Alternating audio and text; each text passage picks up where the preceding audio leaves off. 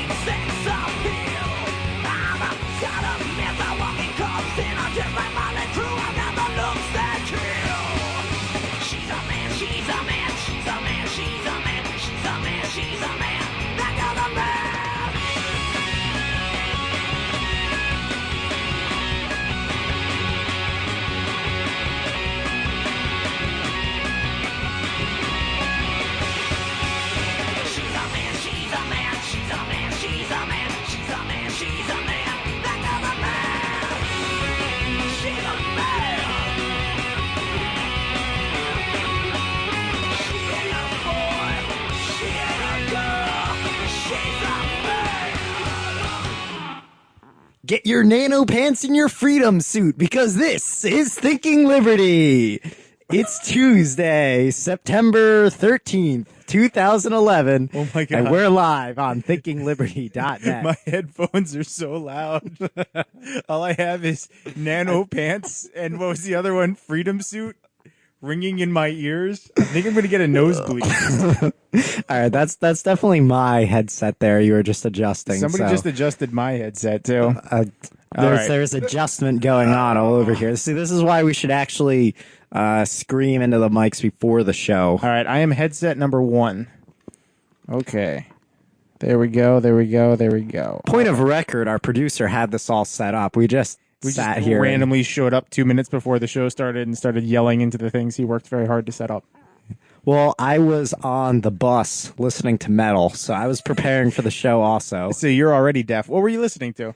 I was listening to some Vader, some Slayer, a little Creator and Iron Maiden. Okay. So, eclectic metal. Okay. It's a good mix. That all sounds like the same metal to me. I was going to say, yeah, if we played them all for Tennyson, would he be able to tell the difference? He would. I think you actually might like the Iron Maiden song I was listening to. It's got acoustic guitars and some Q-stick guitars. yes, Guitars made out of Q-sticks. You play pool with those ones. grandpa's guitars. All right. Grandpa's guitars. Yeah, all right. So, all right. I will eventually listen to some of these, and I'm not going to say I'm looking forward to it, but I will say that I will eventually get around to listening to it. Maybe when I finally upload them so Bile can put them in the show. That'll be Well, I own Doubtful. everything. I own everything by Iron Maiden. okay. I thought he was just going to leave it at Journeyman. that. I You- own I everything. own own everything. everything. I want and own the everything following by Iron song. I've actually been listening to, I'm trying to work my way through, I meant to mention it last time, Lil Wayne's discography. Yes. And I found off of the Carter 3, the last track on there, has a really good thing about the prison industrial complex. Oh, yeah. Now, granted, he never uses the term prison industrial complex, and he never sounds like he's overtly intelligent, but It's true. it's, I mean, it's like that 5-6 minute track, isn't it? Where he's got a lot of talking later on at the end of it. yeah, I gotta clip it up because it starts with the prison industrial complex, and then it moves on to Al Sharpton. Yes, And, that's what it's called. It's F.L. Sharpton, I think he's. Oh, that's saying. what it's called? Yeah, I think it's called that on YouTube. At least one place where that's what they're just saying. Okay. Yeah. Yeah, it's a good thing. So I'll get that clipped up for the show.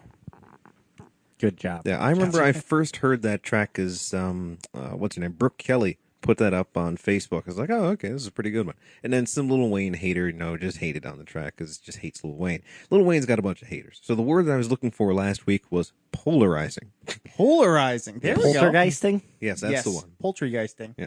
I actually I listened my order. I listened to the Carter 2, and I was like, okay, pretty good. Like this album. Then I listened to Rebirth. I'm like, I should listen to the latest solo album. That was some crap right there. That was like that was a rough album. Then I listened to the Carter 3 and I'm like, okay, pretty good. I know the production just went all the way up there. So yeah, that was why that was a big hit. That sold a lot of copies. So. Yeah, I could see it. I don't know. It's just when I listened to Rebirth, it was like he was trying and it was auto-tuned and it was like simulated singing ish. Do we need bombastic auto tuning? That For would be Darian? interesting. That would be good. Yeah. Could be You are interesting. listening to it. It sounded really good. Let's do that. Let's right. get it up for the next yeah, show. We got to cut the sound up, stretch it out a bit more, auto tune the accents. It's Bosco. going to be interesting. Bosco can make his own auto tune for the show. There we go. I've actually got a talk box at home, but you'd have to learn a little bit more about how to use that. But you can make some About how to interesting talk. sounds. Well, yeah, how to talk with the thing. But we got a vocoder for you. We'll How, just throw that. how to talk with a tube in your mouth. Yeah, we had tubes on the show before. That's There we right. go. Those were our high-tech sound effects. Yep. It was like a 1-inch PVC or CPVC. Yeah, some forget. sort of. What's the something like difference? that. Between CPVC CPVC? and PVC? Yeah, go ahead. Well, you use practically you use PVC for cold and CPVC for cold or hot. Oh, so CPVC could just do either one. Yes. Okay. But it's more expensive. And what is it? PVC is the or the inner diameter is You got me. I think like 1-inch PVC is the inner diameter, whereas 1-inch CPVC is the outer diameter, so you can't accidentally connect them together. Didn't know that. There you I'm go. gonna As I stretch 'em recall, out. it's been a long time since I worked in a hardware store. Selling PVC. Selling CPVC. I did. I want to make the world's biggest bong. You should have seen. That would be cold water. We did get people making bongs. We got a lot of crazy contraptions to try to go from like compression tubing to CPVC or something, and the converters you have to do to get there, or you end up with this monstrosity of a device. It's like $25 bunch Yeah. of converters. People did that all the time, especially with older houses. It's like, I need to go from this fitting to that fitting. They'd bring both halves in and be like, all right. And spend like 10 minutes trying to figure out all the parts. Replace it all. That's what I ended up doing at my house. I was like working on the plumbing, and I'm like, oh, okay, so it's galvanized steel plumbing. I'm like, that's interesting. I've never worked in that before.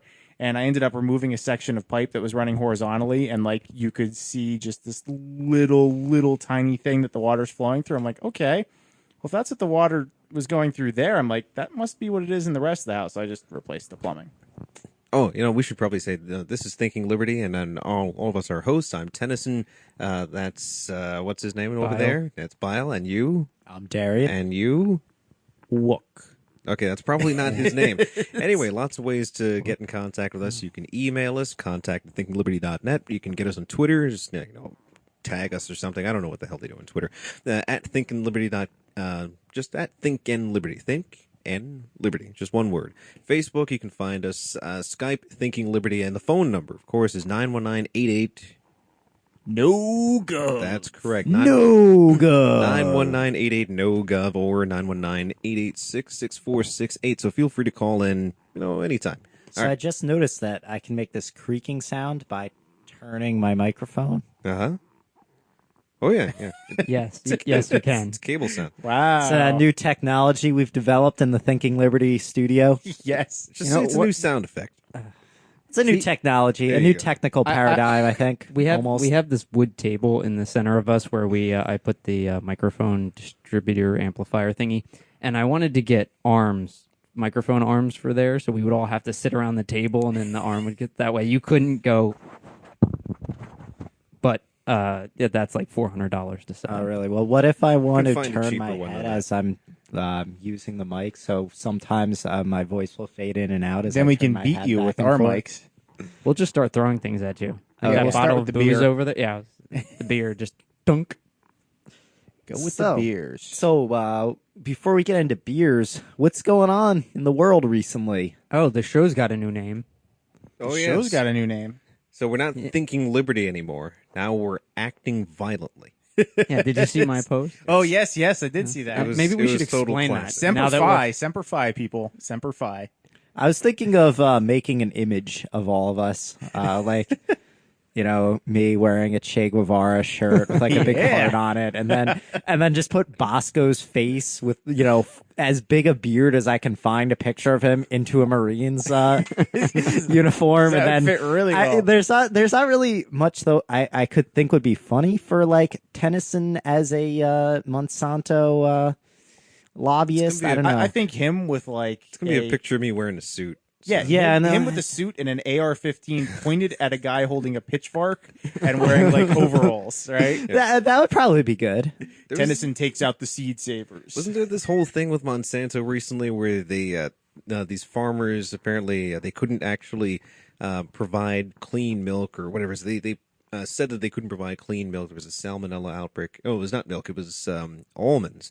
And so then the government said that they need to follow these particular regulations, which were written by Monsanto people, and it would cost them $1 billion. And so they just completely forced all those people out of business. So maybe I could be that guy. Well, I'm sure Monsanto knows everything about growing safe crops because they're the biggest grower with the most political It influence. turned out so- later on that the salmonella infected things came from some big corporate agri place anyway. It wasn't even the little guys. Oh, but wow. It's not. It can't be that. It's got to be the little unregulated, non-centralized guys. That's the dangerous stuff. When they're at small scale, that it's people can actually see what they're doing. It's- Mom and pop shops kill thousands of people every minute. There's no overhead over And that's their intent. I mean, they're out to kill their customers. Yes. And this is why we at Acting Violently have to act violently to stop these people, or at least get other people to act violently on our behalf, because you don't want to get your hands dirty here.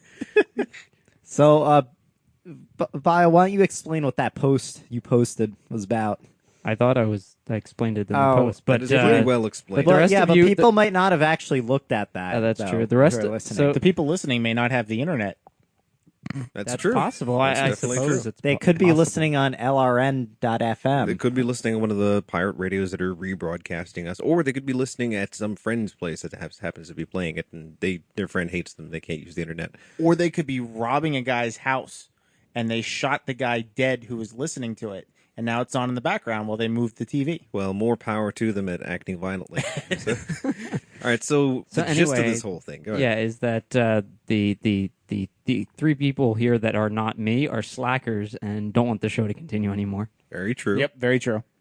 So yeah, they're busy. Why am I saying this? I'm not the one that's holding up the show. You're the one who wrote the post. 'cause You're the yeah. creative genius Yeah, you behind wrote- this acting violently. You wrote an awesome post, and so you need to be acknowledged here. So.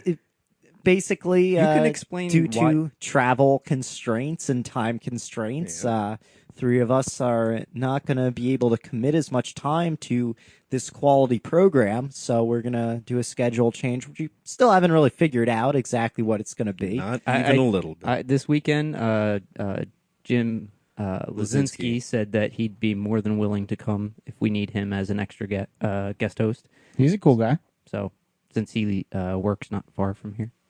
Cool. So That's- there's just because I haven't told you guys yet. There you go. In case we want to work that into our schedule change. This could Cool. definitely influence things. And someone else is in the area. Maybe you'd be a fit for Thinking Liberty while we go on to the show Acting Violently. See, I've- We should actually make that a show where we just talk about, I don't know, how to Being the infringe state on and being people's awesome. rights. So we could do a half-hour sideshow like every other month or so. Like this is the Acting Violently trying to hijack the show, and this is what we really do. And all these other people are joking. So maybe I'm pretty sure I caught that on NJ 1015 on Sunday. They're like, we're just gonna play patriotic music. Awesome. I'm like, really? So I got in my car to like America the Beautiful, Yep. and I'm like, oh boy, here You we started go. to cry a little. We gonna kick some ass, USA. America. Heck yeah. there you go. Oh, gosh. No, I was thinking of getting Evan on here. So, I mean, Evan as a possible candidate guest host, because Evan's called in a couple times. We all know Evan. He's in New Jersey. I don't know. We need a delay. he's- to yeah, get we- Evan on, we need a delay. We probably- can just yeah, slam gotta and get a- drop 30 seconds. Get of a the cough show. button or something there. It's like, okay. The air horn. Whatever happened to the air horn? Oh, we need the gosh.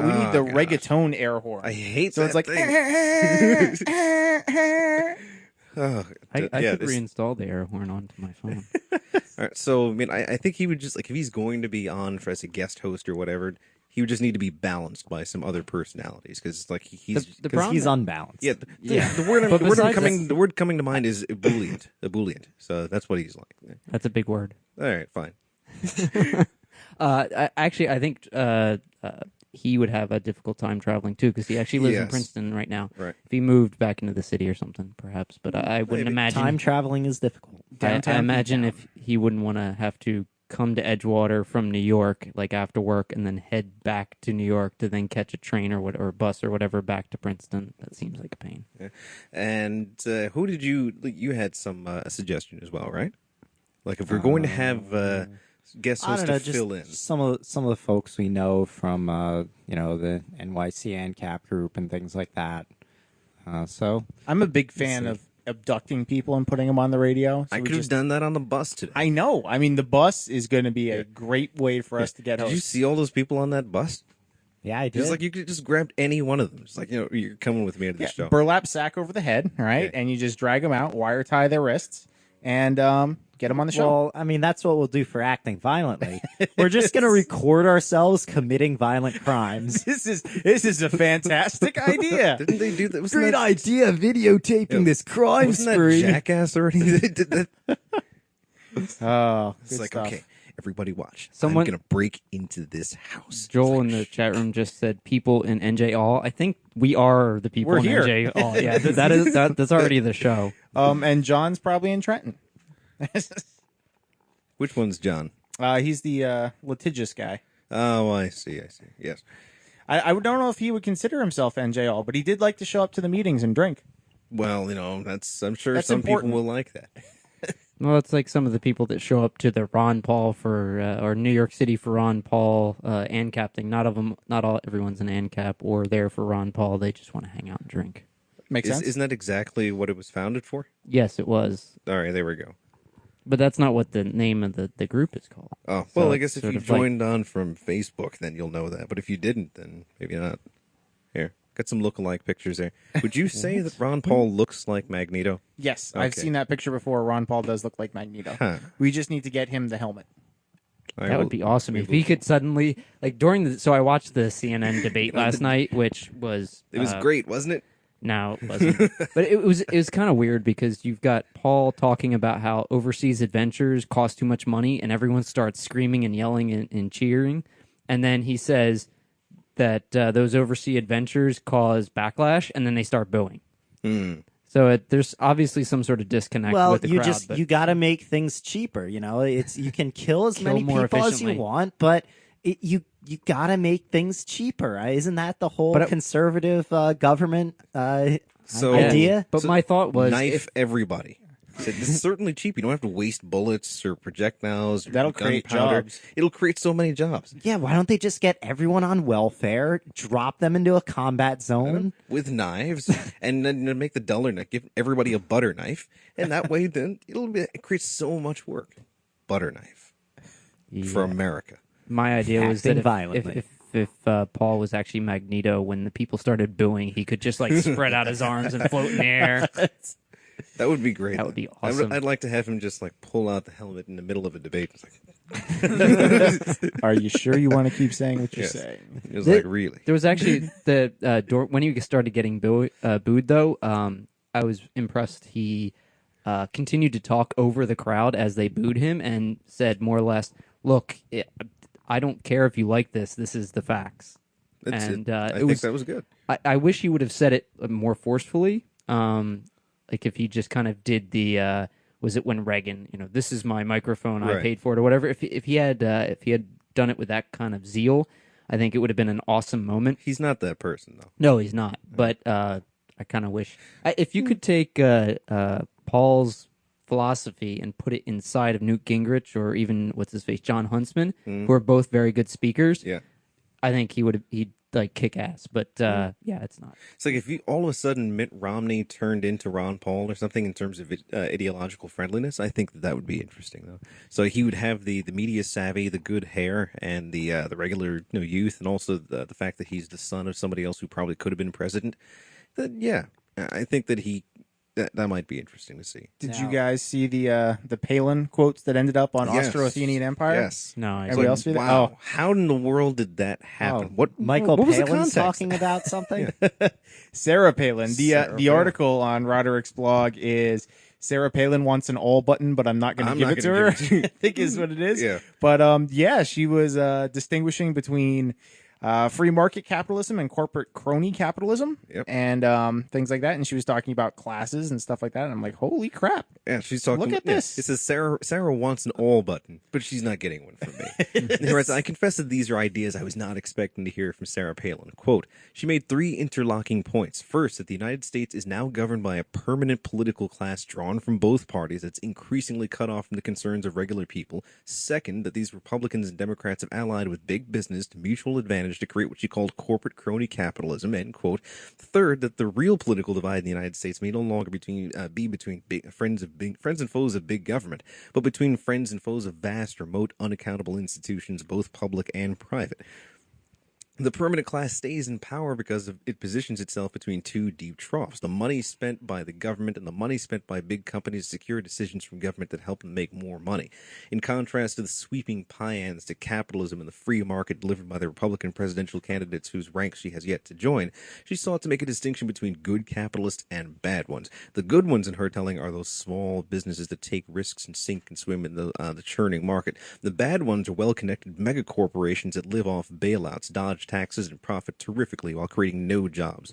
Quote, this is not the capitalism of free men, free minds, or free markets, of innovation, hard work, and ethics, sacrifice, and risk, she said, of the crony variety. She added, it's a collusion of big government and big business and big finance to the detriment of all the rest of us, to the little guys. It's a slap in the face to our small business owners, the true entrepreneurs, the job creators, accounted for 70% of the jobs in America. Wow. There you go. Well, that's Yeah. pretty good populist Interesting. rhetoric there. You know, there's She stole your playbook, Darren. Yeah. Well, if you, in the debate last night, I was so they had a question about the Fed, and of course they didn't ask Paul about it. They never do They asked that. everyone else Yeah. but Paul. But in any case, Gingrich and I think Huntsman both gave quite good answers that were along those lines. That Oh, okay. the Fed is out of control. That they at least need to have their mandate changed, and then there was this one part where they had asked Bachmann about whether Perry's comment that Bernanke should be tried for treason. Okay.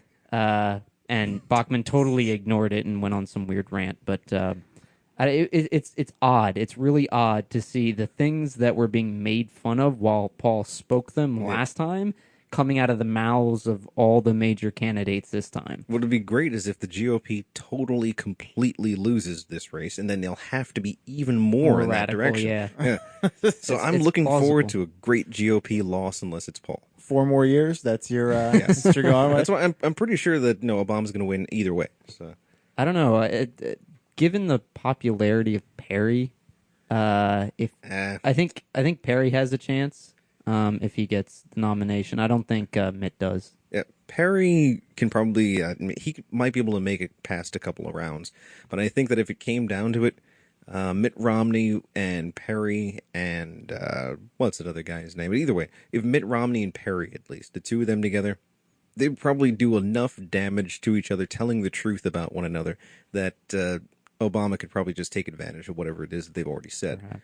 And I think that rhetorically, he's probably going to be able to do it much, much better than either of them. And he's got the record of actually catching Osama bin Laden behind him. So I think that he has a pretty good chance of making it, in spite of the poor polling that he has right now. And he's We'll already. see. We'll see how bad things are in a year's time. I Yeah. mean, Europe. What is it? The Greek yield. Oh, for yes. Greek bond 1 year yield. Last I checked was 129%. I think our giveaway for this show should be Greek debt.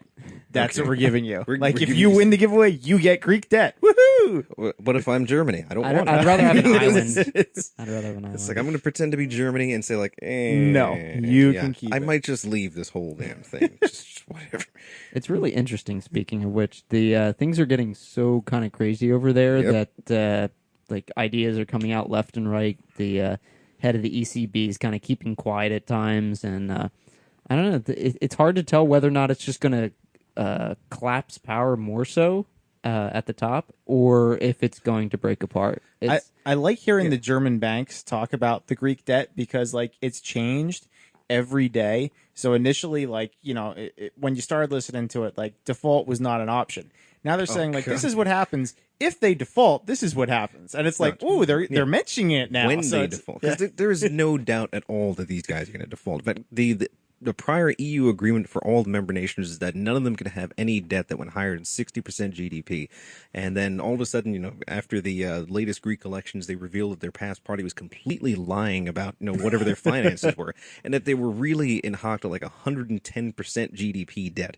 And now, like a year after that, they're at 145% no GDP debt. Nice. It just kept getting worse and worse. This was after some like austerity measures saying like, okay, you need to do these things. They went to the IMF, went to the World Bank and said, they said, okay, what you need to do is deregulate and do all these other things, and, you know, make sure your taxes are, They just introduced property taxes for the first time, or at least in recent history. And they're tying it sort of like Obamacare was tied to the IRS. They're tying it to the electric bill. So I guess the Greek government must run the electric grid, and somehow they know the square meter of layout of the property you own. Yeah. And so they have this gradient of, I forget what it was, like half a euro to like 10 euros per square meter or some shit, whatever eventually it was. People were freaking out, as one would expect. Eventually what they're going to do is they're going to start instituting curfews there to try and cut off the possibility of riots, because riots are probably going to come, you know, one way or the other. It's freaking Greece. I Yeah, mean, it's if riots Greece. don't come, I'm going to be disappointed. Yeah, and now we make yeah. total destroy. Now we make total destroy. Yeah, and that's exactly how things might go over there. And so Germany looking at this kind of thing, France looking at this kind of thing, Spain on the other hand with its its bonds and its whole I don't really know. Yeah. Italy, Portugal, and Spain. Well, the pigs countries, yeah, but Spain in particular. I'm wondering what exactly Spain is. Spain's got it pretty rough. Yeah, They all the pigs are in pretty bad shape. And, But I'd say Greece and Spain would And be it- the top two in my mind. I don't Portugal know. probably. Portugal and Greece. probably. Yeah, But All right. what's interesting is that Greece is making everyone go apeshit. yeah. And yet Greece is one of the smallest economies there. And people are like, oh, well, the ECB is still going to back Spain and Italy and Portugal if they go down. Like, scale-wise, I mean, Spain isn't huge, not like France or Germany, but it's still pretty damn big, and I can't imagine that the ECB Do you is think gonna be that this able to- is going to spur the introduction of, say, like Turkey into the EU, because they've been talking about Turkey being on the edge of coming? I into doubt it. I don't think they're gonna allow anyone in for a while. And this is what I'm saying. I don't yeah. know. It seems they're teetering on the edge of because they keep talking about consolidating more power, Right. like economic power at the top, more like a U.S. federal government. Yeah, the members are going to end up leaving. But there's no condition for them to leave. Right. There's no mechanism for the departure from the union, but I think eventually some form of secession from this agreement is going to take place. It's going to be forced to take place. Germany is probably going to say that we don't want to have anything to do with this anymore. Yeah, but their voters seem to already be on that. Right, but it depends on the people in power, and the head of the European Union have been quite German riots. That's going to be something. quite convenient or quite persuasive in We have getting those. They're things called done. world wars. Yeah. Well, I Britain started every world war. There. I actually went and looked up on Wikipedia like all the major wars and battles and how many people died. I don't remember how I got on that topic at work, but there's You're making a poster for your cubicle to scare people. I don't have a cubicle. I have an office. Wow. I share it with 3 other people. All you got to do is say I'm part Italian and part German. It's like all I need is one more for the axis. I'm trying to find a Japanese woman. I have a French guy that sits French. next to me. I'll invade his desk. Just take his It's like, stuff. hey, what's that line over there? And I'll be like, yeah, okay. Just step across that line. What are you gonna do? What are you gonna do? I'm gonna take your computer and use that to militarize it. I'm gonna take the demilitarized zone of your router, and then we're gonna militarize that. Things are gonna get militarized here. Uh, So you were looking this up, and Yeah. Well, there's if anyone's interested, there's a couple good Wikipedia articles that just give you full lists of the like in order how many people have died in like natural disasters, the biggest natural disasters, the biggest battles, the biggest wars, or famines, natural disasters. It's really interesting, and they're all over the place. So when it comes to like battles, it's interesting because the first couple are World War II, and then it's like China in like 200 AD. Oh yeah, with that. And that- there's yeah. just they're all I've over the seen place. those. And if you look at natural disasters, the top 10, like 7 of them are China. Yep. If you look at genocides, like the top 7 are China, and there's like hundreds of millions of people that have been killed in China, and not just in the past 200 years, like going back the past 2,000 years. It's There's very been a interesting. lot of people in China, and it seems lots of like them that's- have been killed. and a good number of them have simply just And stopped existing. One of them was prematurely. like, I forget what it was. One of the events in China, it was like 15% of the world population they think was killed. Oh, Jeez. that sounds like that crazy, pseudo-Christian battle that came up with the guy who thought that he was the It brother was- of it was Francis like- Xavier. I think it was changing of dynasties or something. It could be. I mean, there's all types of interesting, crazy, Anyway, megacidal things out Wikipedia, there. great place for lists of crazy bullshit. Yeah. What's his name? Power Kills. I know I make them up all the Yeah. time. So R.J. Rummel or whatever his name is, he does all that with the democide and the power kills, and he keeps all these lists on there. Great book on that is Bloodlands by Timothy Snyder. Bloodlands? Yeah, if you're interested in One word, 20 two? One word. One word. If you're interested in 20th century European genocide, this one focuses Then on get a hobby. this Start one painting. This one. Yeah, I heard that. And then you get rejected from art school, you and then things can only go well from there. But yeah, it's focuses on the area of Eastern Europe as acted upon by the Nazis and the Soviets, and how these genocides played off of one each other, and how they worked. And it's quite compelling, and I think it really gives you a sense of what these regimes at the core were doing. Oh, yeah. So recently I saw in Der Spiegel, they had some evidence come out recently. I don't know if it was... It's not like it wasn't always known by a bunch of people, but there's been a persistent myth that went around that the German army, the Wehrmacht, they actually didn't get involved in any of these war crimes, that it was some other group, I don't know, like some specialized Nazi groups that were doing these things, like the Einsatzgruppen or something. But it turns out, no, the Wehrmacht was definitely involved in these things. The Waffen were all involved in these things. The murder, rapes, mayhem, destruction, all that. And there's verbal testimony from a lot of these guys talking about this, and it's really banal the way that they talk about the horrors that they've done. Like, oh yeah, we strafed that house in the middle of the nowhere, like we just blew all the shingles off and shot people who were listening to speeches at some rally. It's like it was hilarious. And that's the way that they would talk about it. But yeah, going back to the EU, then I'm thinking whether or not they might bring Turkey into the mix. Because Turkey's actually had some pretty good years. Like this past decade, they've had pretty good growth, even better than, say, like Russia. They're pretty good in debt to GDP ratio. And if they want more heads in there to try and pay off or absorb the debt that they have in these toxic nations, or they might be pushed to do something like that. It's interesting also with the diplomatic situation between Turkey and Israel. Said, have they threatened to deploy warships with the next Gaza aid flotilla? I mean, it's with the U.S. in the middle, nothing is ever going to come. That's true. Yeah, I mean, I think WikiLeaks made it pretty clear that the U.S. is really leaning on Turkey. Yes, the U.S. is really leaning on the EU in regards to Turkey getting into the EU.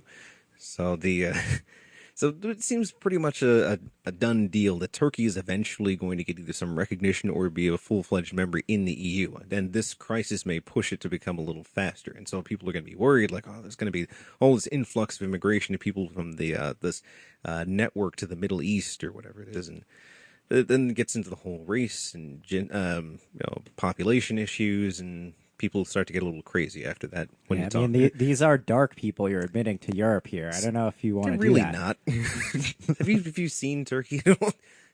Well, that's the perception. I know. Turkish people, Turkish migrants. They've been a target of a lot of prejudice. Yes. I mean, as have a lot of people. That's Europe.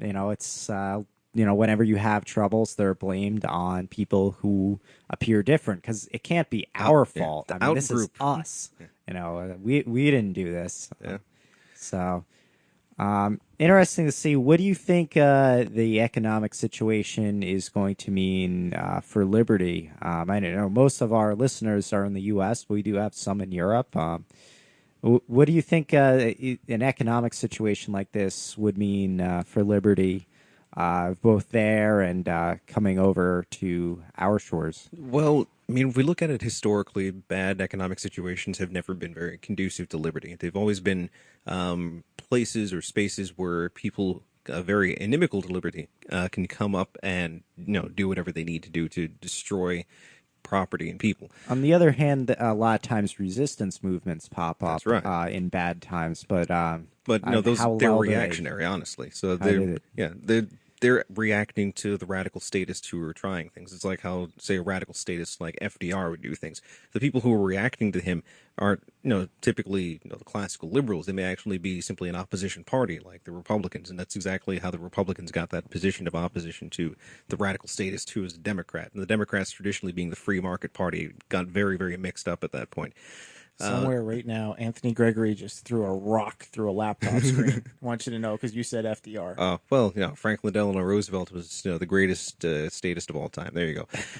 But in the same time, this kind of thing, people are eventually going to have to start making these decisions. So it's not just fait accompli. This is it. It's already done. It's these decisions have to be made, and people have to either go one way or the other. It's on the edge of a knife, and people are going to simply say that I'm not going to be part of this. I'm simply going to leave this organization. And if enough people follow that kind of example, then the centralization of power that has come up historically because of these situations simply won't happen, because there won't be a chance for that to happen.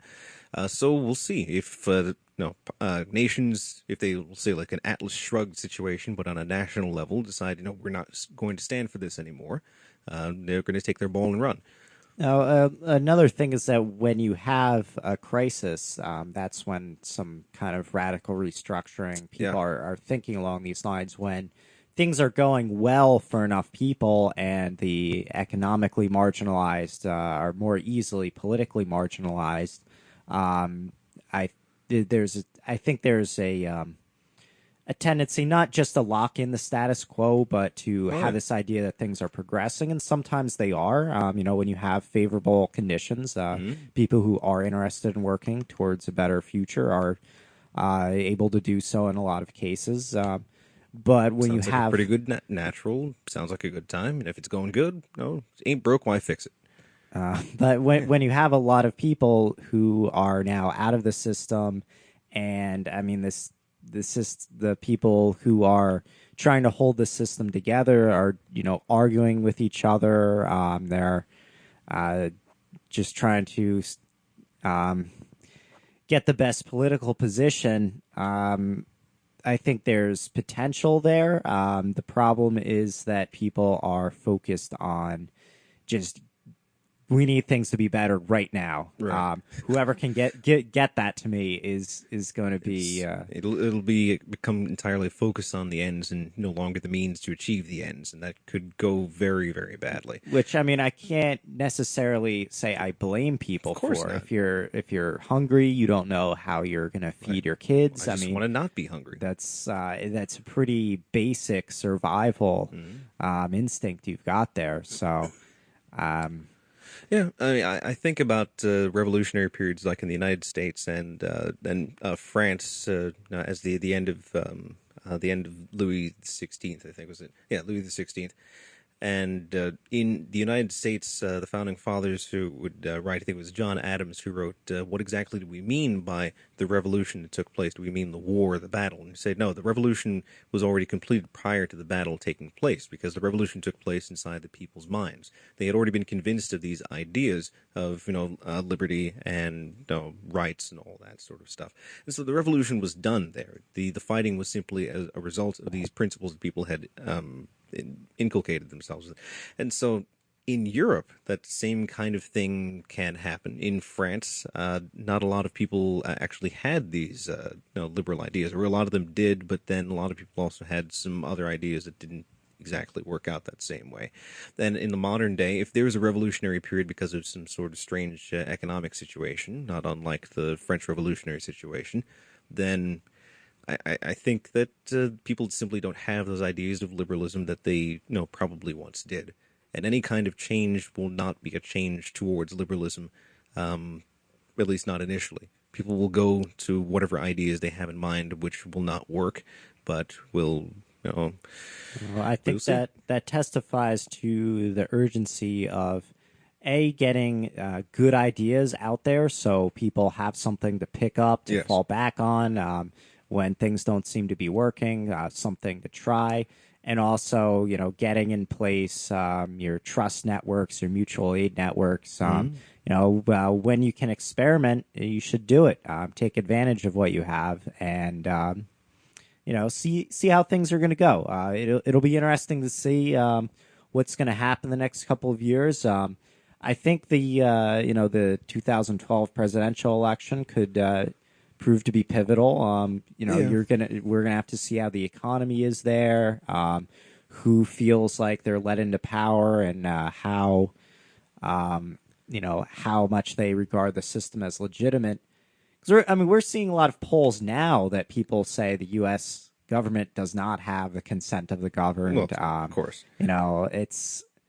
It's interesting to see what people are actually thinking, and I think a lot of people they don't have like a high level analysis, but they know they're getting screwed. There are people who are profiting off of they're screwing.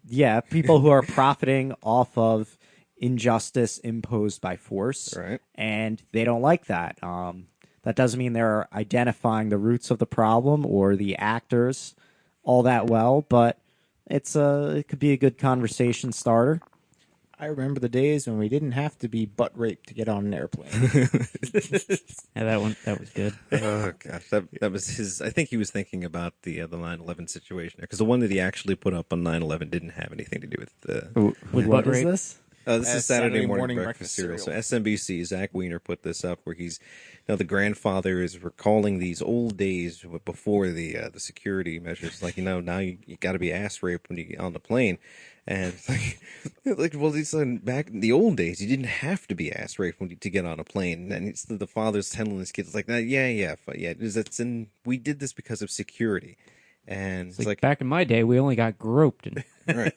And so then he's saying, speaking of getting ass raped, like, son, do you have any lube that you can? It's like, you can't bring any liquids.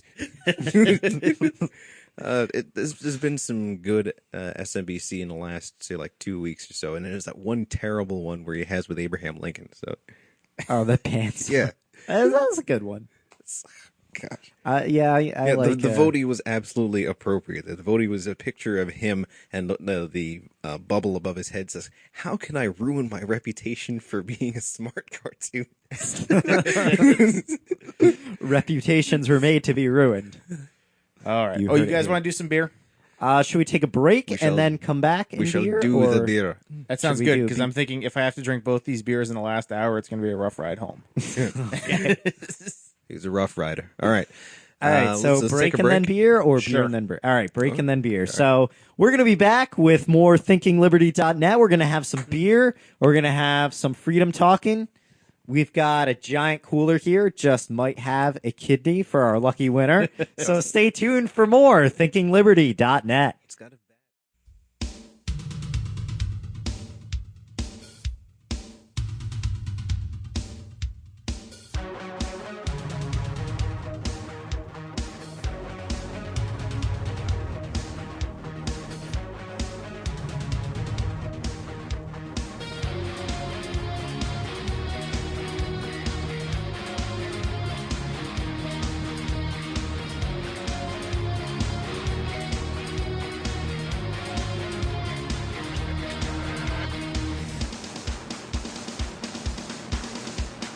How does it feel to treat me like you do? When you laid your hands upon me and told me who you are, I thought I was mistaken. I thought I heard your words. Tell me, how do I feel? Tell me now, how do I feel? How does it feel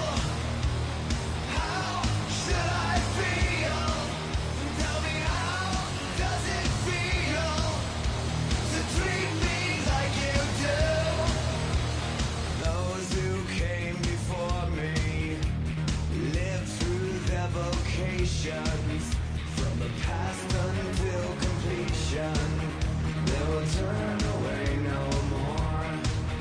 And I still find it so hard to say what I need to say, but I'm quite sure that you'll tell me just how I should feel today.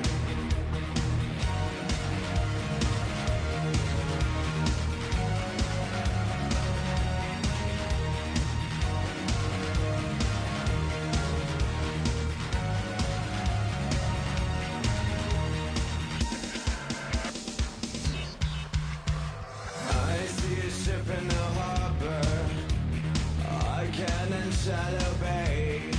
But if it wasn't for your misfortunes, I'd be a heavenly person today. And I thought I was mistaken, and I thought I heard you speak. Tell me, how do I feel? Tell me now, how should I feel?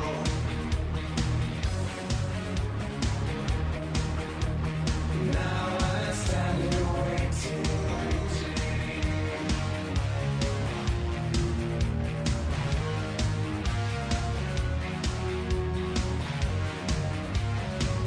I thought I told you to leave me while I walked down to the beach. Tell me, how does it feel when your heart grows cold? Grows cold. How does it feel? How should I feel? Tell me, how does it feel to treat me like you do?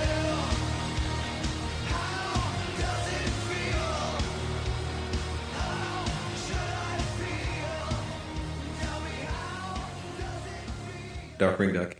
And we're back on Thinking Liberty, the most podcastic of the bombastic anarchist podcasts on the internet. Now you with got a- Darkwing Duck. You got a hell of a grip on that mic, by the way, when you get ready.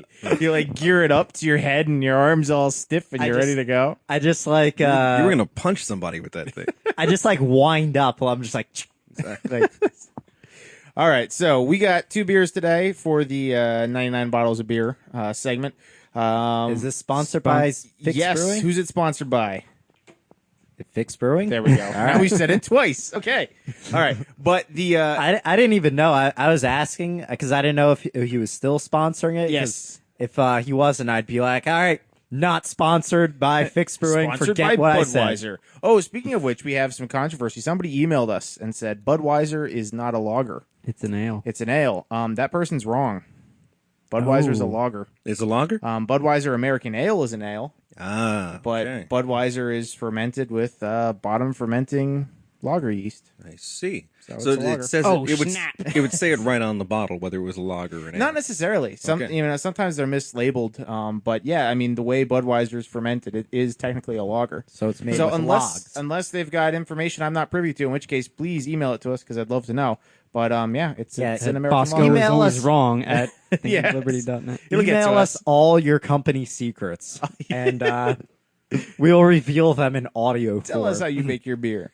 It's a steam beer now. Okay, so here's the deal. So today we actually have two chocolatey beers, I and can't see through it. no, it's thick. And Tennyson's going to read the label for this first beer you're drinking because got the it. label itself, its text is dead sexy. It's a rich purple label. I like chocolate. All right. So I won't like at the top, established 1831.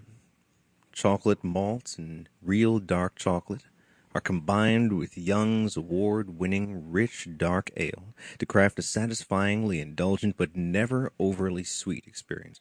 Pure luxury. Young's Double Chocolate Stout. 1 pint, 0.9 ounces. It's an ale, natural chocolate flavor added, and it's got 5.2% alcohol by volume. I think you'll enjoy it. Could you say That sounds a lot better than if I was reading it. could you say this part again, the part in gold at the top? At the top, Jason, You No, gotta no. This part right here. just pure luxury. That sounds awesome. The label actually says pure luxury. So yeah, you want to know what the difference between a porter and a stout is? What you call it? They're both brewed. What you call it? Yeah, What you call it? They're both brewed pretty much the same That way. was not With the best whatchamacallits. candy bar. I really liked whatchamacallit, and when they took it off the market for a while in like the 90s, I was very disappointed. But it's back now, but you just can't find it anywhere. Yeah, I can find it if I look for it online. I was looking for fast break all over the place, and I could only find it in one place. I found it up in I don't know where in New Hampshire. Yeah, in New Tried Hampshire. speaking into the beer for a second. It didn't work. You have had 'Cause too much. I put the mic in my right hand and the beer in my left hand because I'm left-handed, and then I put the beer up to my mouth to speak. That Didn't work well. Fail. So yeah, it's a double chocolate stout. Is what Okay, it, that's the one I have now. what it's labeled as. in Yep. the Sekel CAI Porkfest 2008 beer mug. You got it. You got it. Okay, it smells different. I guess that's probably the chocolate or something. Okay, let me try now. Pure luxury. Yeah. These are some good faces. Yeah. Yeah, not let me try it again. Not luxurious enough.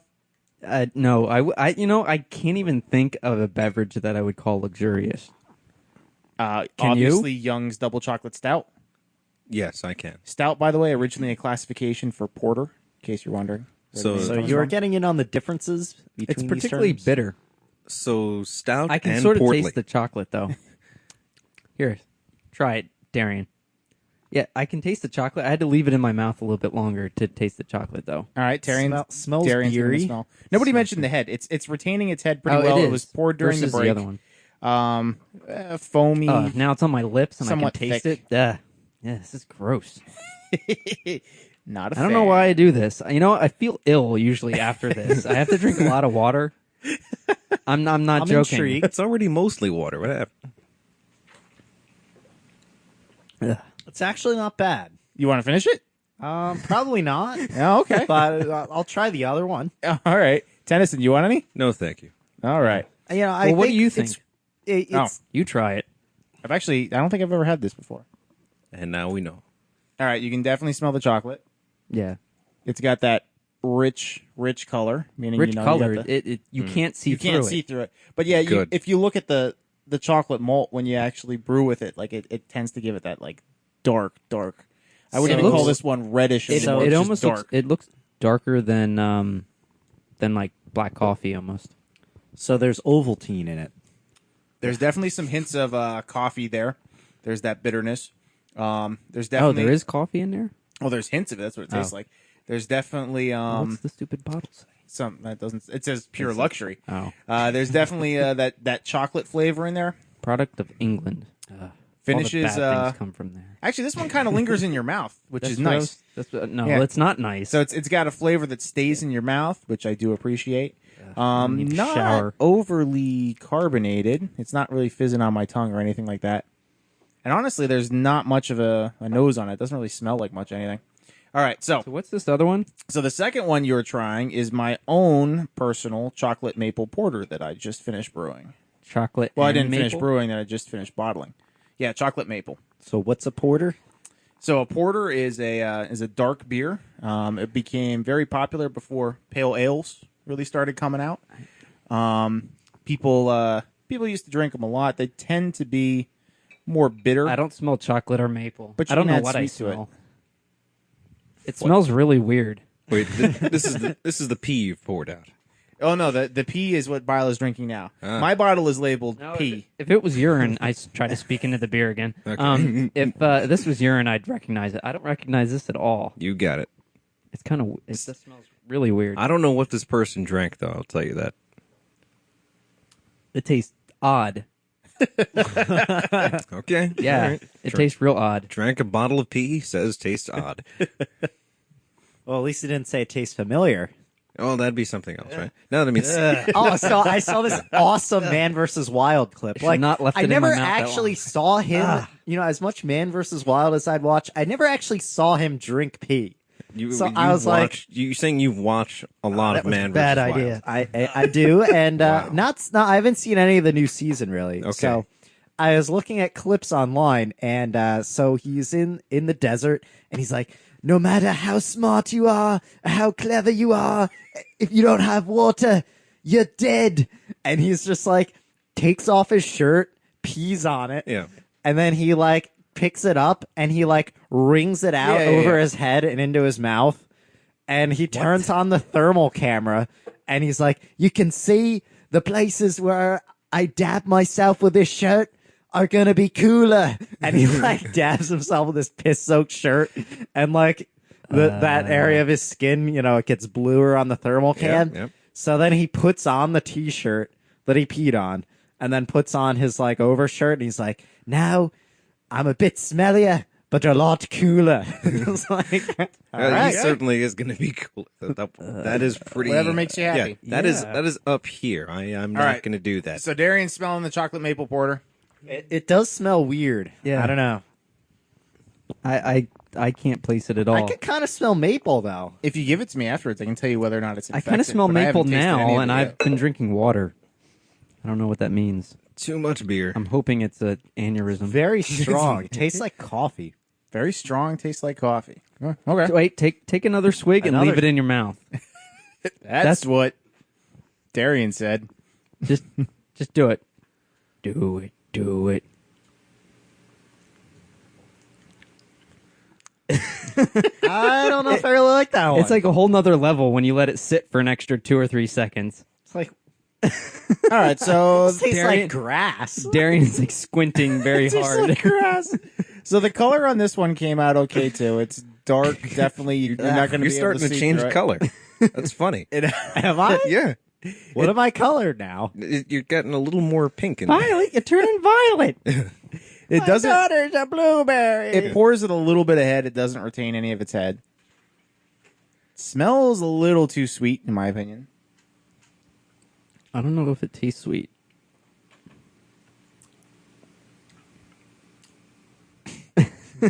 Tastes really, really young.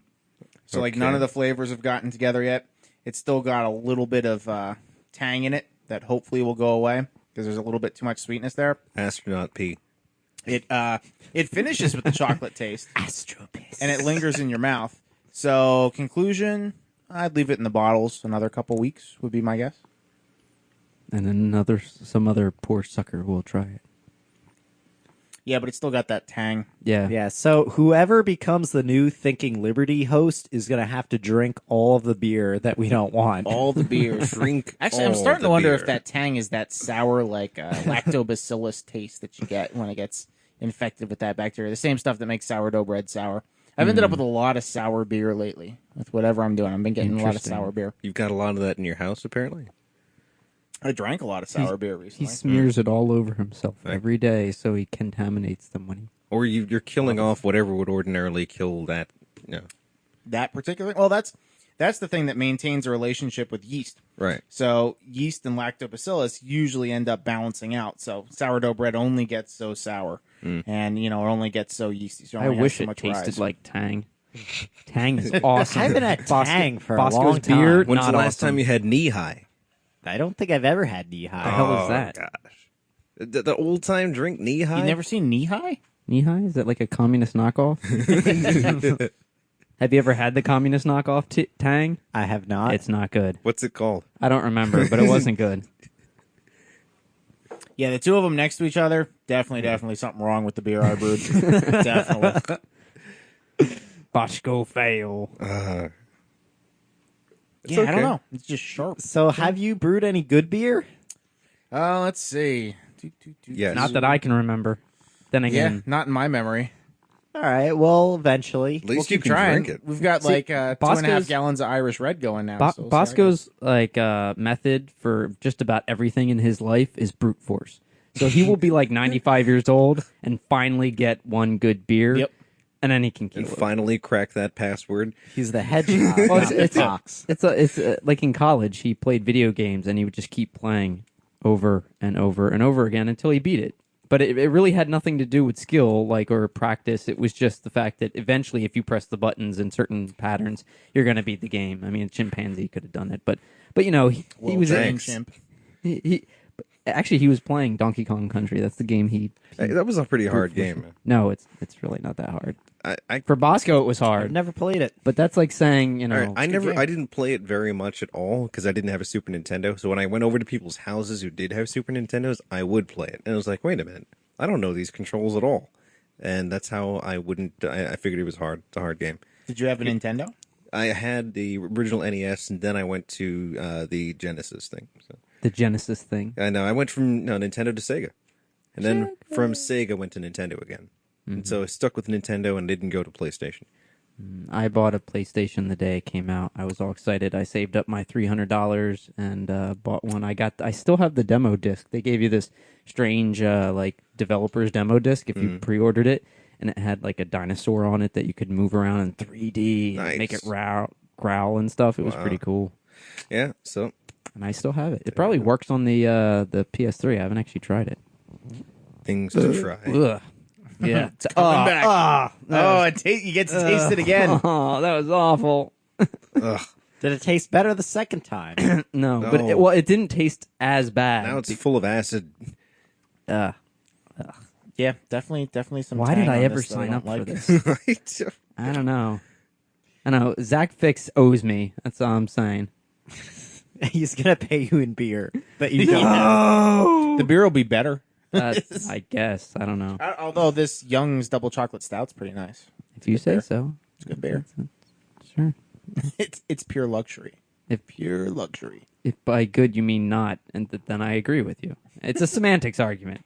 So let's get into some things that aren't beer. How about that Occupy Wall Street thing that's supposed to go on this weekend? how about did you them hear about Yankees? the trial? the trial? Not the trial. They're The error? They tested it, and what happened? Wait, what? What are you talking about? The Occupy Wall Street thing. They had like a dry run that did not go well. a dry hump? Yes, they had Yes, a dry, a hump. What? Wait, apparently- first, what is Occupy Wall Okay, Street? start with that. All right. Well, it's basically, from what I can see, it's modeled on the Egyptian occupation of Tahrir Square. Is that how you pronounce it? Yeah. I guess. And I'm looking at these people's their hierarchy of video game systems here. okay, The succession is interesting. So- all right, but yeah, so so I it's think it's Tahrir Square. Tahrir Square. Yeah. And I guess probably the Spanish indignado Right. movement. The thing we keep getting those emails about, yeah, right? and in Spanish, lot of Spanish most of them in emails. Spanish. Like, what the hell is this? They want to go to Wall Street, set up tents, occupy it. It's interesting that this is kind of implying that this is a major center of power. There is another movement in October, I think, for DC. So that's essentially what it is, and I believe it's supposed to kick off on this Saturday, the 17th. I know Anonymous had a video about it. So it's basically Occupy Wall Street, U.S. Day of Rage. I'm sure you'll find out. So apparently About they had that. a dry run where they were to try it out and see some things, and there was some arrests made, and didn't work very well. I think the police were very quick to act. Was the All right, issue. so it's going to be awesome. you're I'm saying. sure the cops are all over it. That's Yep. The cops are reading their blogs. In fact, they're probably some of their only subscribers. They're in your internets, reading your blogs. Exactly. Somebody gets paid at the police force to sit there all day reading anarchist news. gathering Whatever it is. intelligence. It's that is just And then they that's copy obscene it. right there. They copy it and they paste it in their report, Yep. right? Like from what was the site they copied it from? Wikipedia. Anarchopedia. Anarchopedia, yeah. And they paste it and they get paid for it. Yep. Yeah. You see that, kids? That's how you succeed. Yes. Practice now in school. Copy and paste and hand it in. You could work for the government one know. day, keeping America safe. Opsint works fine. Oh, I saw some cool community this weekend that you, Darian, would probably be interested in. I went to a Spartan sprint, like a Spartan Oh race. yeah, I saw some pictures from that. That was pretty crazy. I thought I saw you in there. I was like, that's not him. No, see, I was the guy taking the pictures. Okay. Tennyson, you know all about this, Tennyson, right? A little. I'm saying, you know all about taking pictures, right? Yeah. There you go. So I I was thought you meant about the event. It's like I was the guy taking pictures, not the guy doing physical like, 'cause activity. I saw somebody in the pictures who looked a lot like you. I mean, he was muscular and all. Yeah, but there's a guy. There's a guy. His name is Ryan, by the way, his name was Ryan. and he ran it, and he's like jacked. He's Yeah. like a big dude. But it was cool to see because like I went. It was at a ski mountain, and I went up the lift, and I went down to look at like the people running it, and it's like a lot of people in these heats, like hundreds of people, and everybody's like helping each other, and they're getting over these obstacles, and like you see. Random people who don't even know each other, like stopping to see if people are okay and helping them up rocks and stuff like that. And it was really cool to see, like from a community perspective. It was neat to see how everything worked. It's pretty typical, spontaneous thing, but they're all part of the same struggle. I mean, part of that same. Yeah, there's like a unifying challenge, and Yeah. the challenge is like getting up and over this mountain. And as such, they all kind of have something to work towards. And so there's this big sense of community, and it was really neat to see. But I thought of you, Darian, because I figured that's something that you would. I figured you could like- have done that challenge, Darren. Yeah, you should consider it. It involves barbed wire and like parkour type stuff. And Yeah, there was you have to parkour pay groups. for it though. You do have to pay for it. And But you have to sign your life away. But I liked it so much that they say if you volunteer, you get like a free registration. So I would totally be willing to volunteer so that you get to Interesting. register for free. Interesting. What is the next one? The next 4.5 mile one, I'm not sure when it is. The next really big one's in New York, and it's like 8 miles. Where in New York? Long Island, I think. Oh, okay, that's out there. Yeah, it's out there. But it was cool. It was very cool. So I would consider volunteering so that you could have a Wow. registration.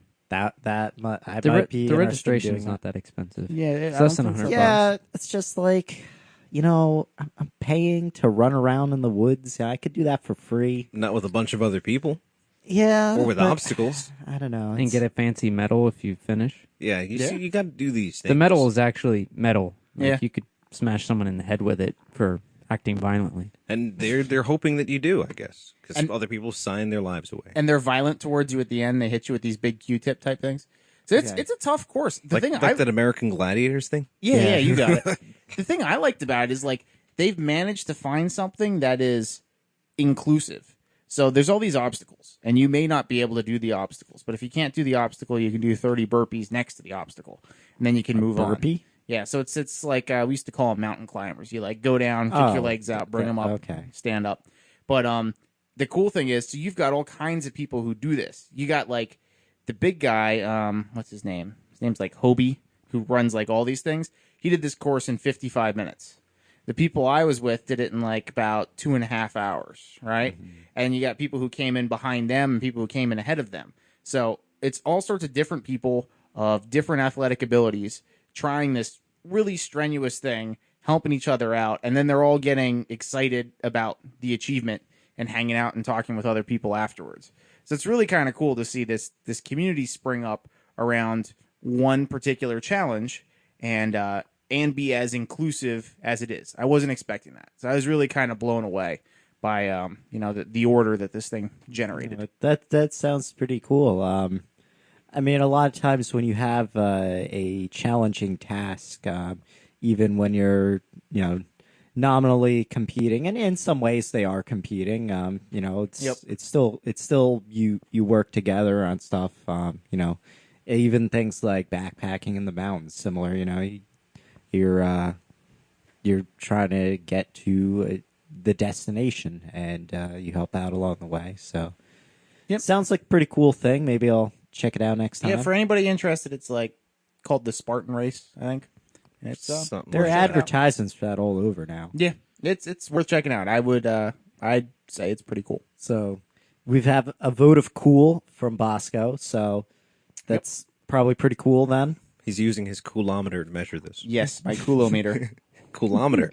As it measures the coulombs. I mean, cools. It's kind of an interesting position to go there and take pictures too, because like you're watching people do tremendously arduous tasks, things like carry buckets of rocks like halfway Yes. down a ski mountain and then back up. So they're doing these really hard things, and you're there like taking their picture, like, "Hey, I'm gonna go to the water table next. See you later." So you didn't want to join in the. I did not want to course. join. I in think the that you could do festivities. that, though. What, that I could do it? Yeah, you could do that course. I looked at people doing it, and I'm like, yeah, if I tried hard and, dropped some weight and worked hard, I might be able to. Doing it will help you drop the weight. That's true. But, my main concern is I'd want to work with a group that would not wait, because it always stinks to feel like you're slowing people down. That's true. But the cool thing is, you can finish in any time you want. So, if the people in your group end up finishing an hour ahead of you, that's cool, because there's people running this thing all day. So. Okay. Yep. Something's going on outside. People are saying goodbye to each other outside. Oh, okay. That's what we stopped to listen to. Yeah. All right. So what else is going So- on? Nothing's going on. Nothing is going Oh, on. Julian Heiklin is out. Yes, he he's got out. out this morning. Julian's free. Or yesterday or whatever. $12K I saw? He $12,000 bail. And apparently the Judge Perry was at first not going to give him bail. I don't know why, but then I guess he did. And he's using the same lawyer that what's his name, Mark Wahlberg? no, not Mark Wahlberg. Warden. No, not Warden. Edge. We can keep going. No, Stevens. Twain. whatever. Whatever. Anyway, the other guy that was arrested and was put in jail. Oh, that Mark. Schmitter. There you go. And Really? Mark Schmitter's his name? I think so. That's not a name I would have guessed. That's Something like that. Okay. I don't know. Eventually you would have guessed it. TyrannyFighters.com. You'll find it. All Anyway, yeah, so he sent out an email today, Julian did, and it said that he has 4,000 emails to catch up on. He's been in jail for 3 weeks. He's like, yeah, and between 4,000 emails and me running for, he's running for New Jersey Senate or New Jersey House, I forget which, and on the Libertarian ticket. So apparently he's going to put some effort into that. He's like, yeah, I might not get back to your email till the end of the year. Good to know. So if you have any contacting through email with Julian, don't expect a quick answer. So what's going on with Julian? He was arrested in Orlando, where it seems like they really like arresting people for stupid stuff. Yeah, he was arrested for external contempt of court, or that's what he was found guilty of. He was arrested for breaking these rules that Judge Perry had passed, which said that you can't hand out jury nullification information, and you had to, if you were going to do any free speech stuff, it had to be in a special free speech zone. And so Julian was like, F that, and did both of them, and was found guilty when he was eventually arrested. It's just like, I'm in the zone, But he the speech zone. between all that, AutoZone. he's said that he's sort of backing Autonomous. off. of The him for a while. autonomous zone. Get in the zone. Julian's been Autonomous zone. Yeah, Julian said between the lawsuit, because he's got 3 other lawsuits that he's involved in, 2 of which he's doing pro se, and so between running for office, 4 lawsuits, with the potential of 3 months in jail, and the one I don't know about the others. But with all this stuff, he is a very, very busy man. So I don't think he's going to be doing any activism for at least till after. He said he probably won't be doing anything until after November, after the election. So, I mean, he's keeping himself busy, though. For a 79-year-old man, Absolutely. he's keeping himself extremely busy. You got to keep yourself busy, though. Some That's people, the thing. in retirement, they don't know what exactly to do anymore. And it's like he seems to have figured it out. He's doing that. Yes. Yeah. Exactly. He's doing me. He's doing him, That's what it is. No. He's not doing him. He's doing me. Okay, let's keep that sentence for future reference. So Orlando, they also had Food Not Bombs activists arrested. Did they stop doing that? I feel like I don't read know. something about they gave in to Food Not Bombs. I don't remember. I details on recall that. them being arrested again not that long ago, but I don't know whatever happened to it. Food Not Bombs, for those I who don't know, Julian went down there for that too. yeah, so Food Not Bombs, basically they set up in a public place and they share food with people. And I've been reading that they're getting a lot more people coming with all the economic troubles. A free meal apparently goes a long way. And the authorities in Orlando didn't like that. I guess they don't like these people being in the area that's supposed to be sanitized for the Potemkin Village part of town where you're not supposed to know that anything is wrong. So they were arresting them, and they kept getting arrested. And if I'm not mistaken, okay, Couch Activist says they dropped the charges. Instead of so the that- bombs. That's good. They dropped the food. Drop charges, not bombs. They drop food, not bombs. So that's good to know. So check that out. Food Not Bombs. It's a cool idea. I think. It is. There's also a very interesting article recently that popped up on InfoShop about this guy who really hates food, not bombs.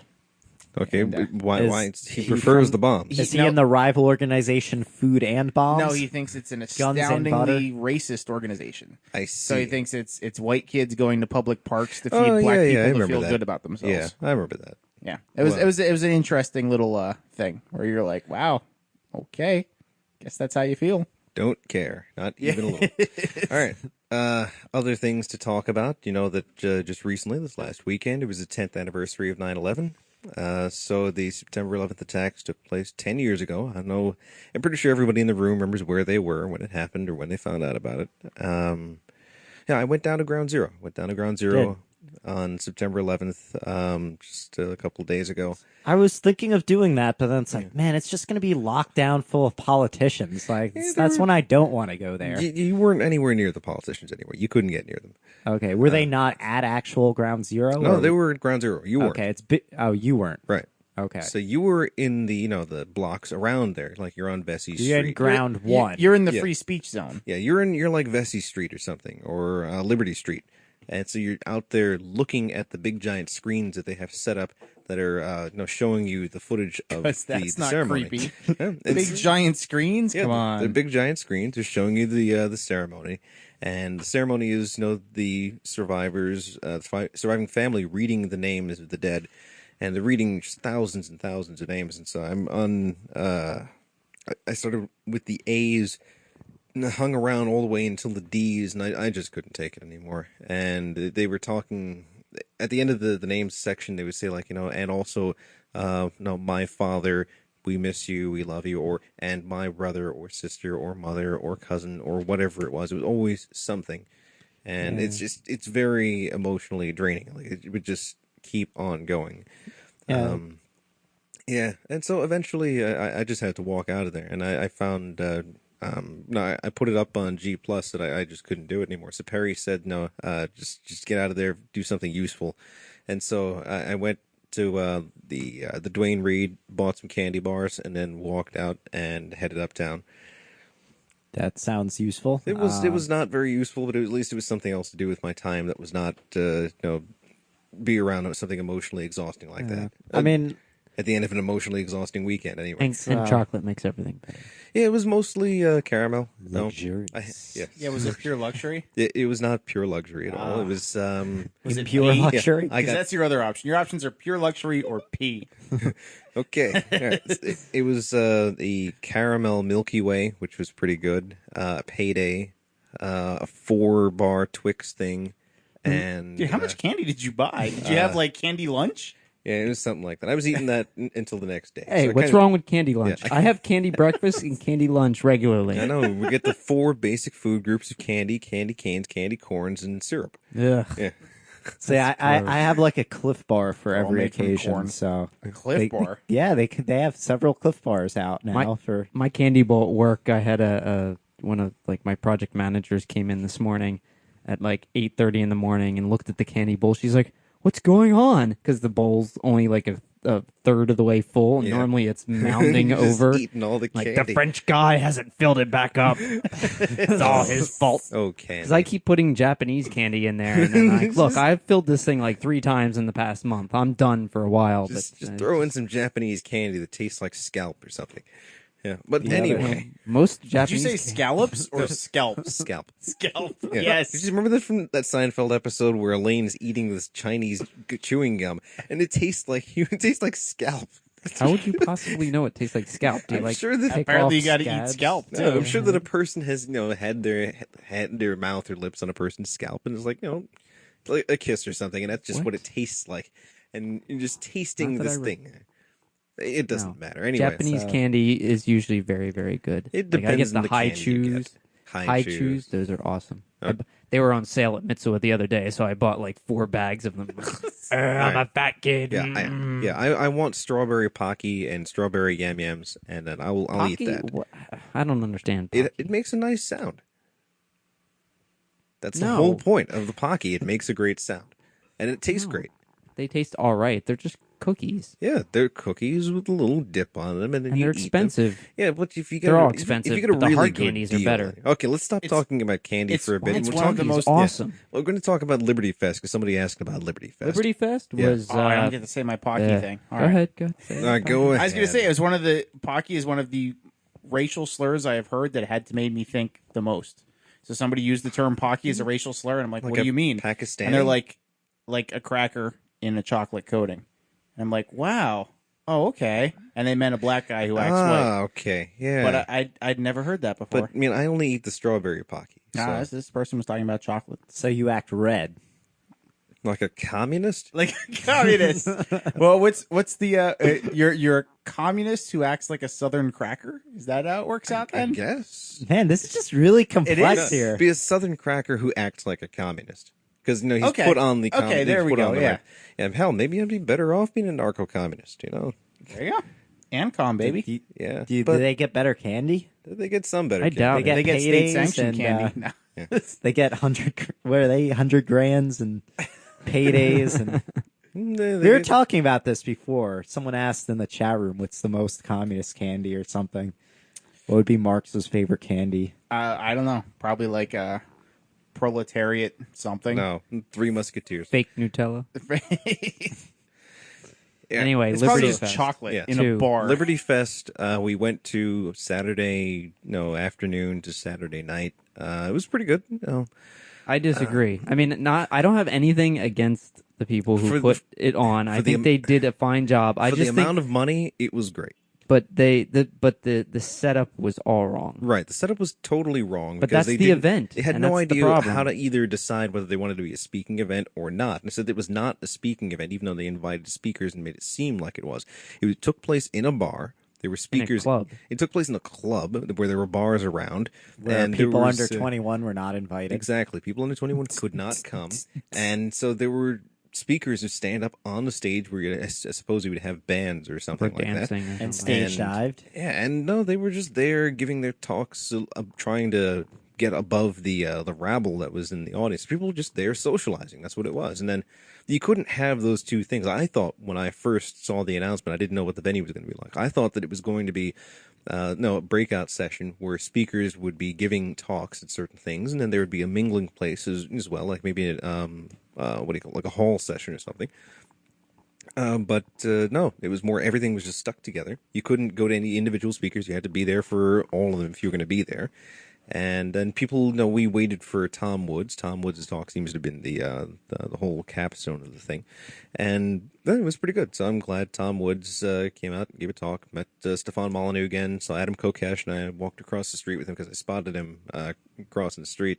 I didn't get to see Carla Garricky coming down from the Free State Project to talk about that. Saw Michelle Seven. Michelle Seven was cool. Michelle. Yeah. Gigi Bowman. Yeah. So that was somebody else. Keith. Cool Keith. Yeah, he was there. Saw lots of people, but it was very Wish Cool difficult. Keith was there. I would have shown up if that was the case. It's like, yeah, Cool Keith was there. It was very difficult because you couldn't really have a conversation unless you tried to totally drone out the speaker. And then the first guy that spoke, I don't remember who it was. I don't know he who was that was. really annoying. He kept the volume would go up, and then all of a sudden he'd go shh, shh, shh, shh, shh, shh, shh, shh, into the mic and wait for everyone to quiet down and turn around and give him dirty looks, and then Somebody everyone should go have thrown back. a bottle at him. There was no bottles, I don't think, but yes, it was Yeah, it was rather annoying. The best part of Liberty Fest was, essentially just the people. You get to hang out with all these people that you probably haven't seen for a little bit, and people who only know going to Pork Fest, I guess, liken it to Pork Fest, and the fact that there's so many people that they do like and they're ideologically akin to, but it's a one-day thing, and so. No, I'm looking forward to see how they improve over this year, next year. There are going to be plenty of suggestions on how to do that. For example, get a better venue. Don't make it a speaking event. I think if they or, just invited the speakers, but Yeah. then had them mingle, and then trick them. Oh, but yeah, most Just most of the have speakers Stefan- the just speakers have were Tom. already mingling. Though. But I mean, yeah, and not have them speak. All right, yeah. So just Like if you want to talk to Stefan, then go talk to then, Stefan, you know, but don't you have pay him. $5 and you get to talk to Stefan Molyneux. Someone would. I'm sure they would. I Lots of certainly people would. Hey, It's like sit a- on his lap and tell him what you want for Christmas. Well, they'd probably do that for Adam Kokesh. What? People really like Adam Kokesh. Some you of go. them. Yeah. Adam Some Kokesh people really don't like yeah, Adam Kokesh. Kokesh really likes some people. All right then. Good to know. Yes. So it sounds like it's another event where people got together and talked about stuff. Yeah, and talked about stuff. Just hung out. I had fun. They seeing some previewed people. the Revolution Pack Yeah. commercial, which I thought was actually quite good. Yeah, it was pretty good. Did it start with a guy swimming and dark music overtones about immigrants No. coming No, to it did school? not. No, the No. the Ron Paul's commercials this time around are actually quite good, and this one's technically not his Right. commercial. It's the It's a Revolution pack Pack. supporting him. But it's the whole what's it called, jib jab style. Yeah. Yep. And they've got they're poking fun at particularly Perry and Mitt Romney, and it's done pretty well. It's like a minute long, and they introduced it. It got a lot of play, like because someone recorded it as it was projected, and then it got on YouTube, and then the media picked up on it. I think before it was actually released, and then they had Yeah. to release it. And then, Whatever. and it was on USA Today. It was on some of the That's CNN, and that's they- exactly what should have happened. I'm glad they got that kind of exposure there. yeah, they're having some money bomb on Constitution Day or something to try to raise money to show it in different. Looking at the states. chat room here, it says R. Heiss is saying the couch activist you didn't miss much. Wait, was she even there? I don't remember ever seeing her. Who? Rebecca Heise. That I know. No. I know Bob was there, but yeah, Rebecca. I don't. I don't think so. Yeah. Money bombast. So yeah, Ron Paul's commercial this year. It's he's decided to simplify the message, so it's just going to be words flashing on a screen. It's going to go immigrant bad, immigrant bad, immigrant bad. Ron Paul. That's a jib jab commercial for you. Yeah. Build the fence and keep them out. Build a wall around us all. So, let's build a us all. wall. I'm not kidding. Yeah, for real. Let's build a wall. What? As reach it's America Now. Yeah. So if you look up America Now on YouTube, you can go through all the videos. I was recently watching them again. But that one's called Open Mic Night. Yeah, it's open mic. And they have some random dude singing about America and stuff. And he's like, we have sex on top of prisons in the flickering lights. It's pretty good. All right, Yeah. then. That sounds like something Americans would do. Yeah, yeah, totally. Oh gosh. So, do we have any tech news? Yeah, I do have tech news actually. Tickety tech news. Do we want to talk about it right now, or do we want to save it for like the absolute end, that last 30 Yeah, seconds? the last Throw it in 30 there. seconds. All right, you'll have to spend some time compressing that. So, All right. you know, what you were saying about reading the names of the September 11th attack victims. There was, when Bosco was saying he turned on the radio, and NJ there's 1015. crappy Your source crappy of balanced songs. news. I was listening to a good radio station, WSOU out of Seton Hall, that plays a lot of metal. And I turned that on, and it was someone reading names of September 11th victims, and Awesome. it was very poignant. I mean, it wasn't like It's very what? poignant. Poignant. There we go. That's what I said. You pronounced the G. Soft G, but you pronounced it. Fuck you guys. You can't say that on the air. We can say whatever we want. Okay. So Plus, it's fleeting. It's fleeting. There we go. So yeah, it was good. It was just it wasn't like celebratory. It was commemorative and thought provoking, and it just those names and the town this person was from, and he's those through. I think he read like 2 letters worth of last names. And he's like, well, that's only a fraction of the names, and then he gave some all right talk, but it was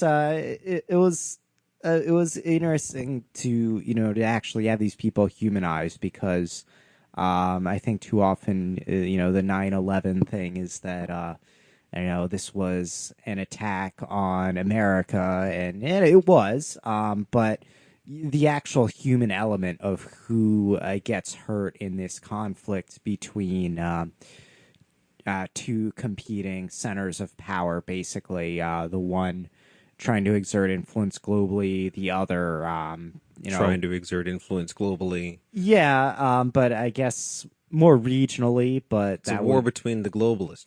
It's like total, full-out, all-out war against the globalists. Out swinging your musket and anarchical strictures talking about. No, you can't just do that. Structures, strictures. Strictures.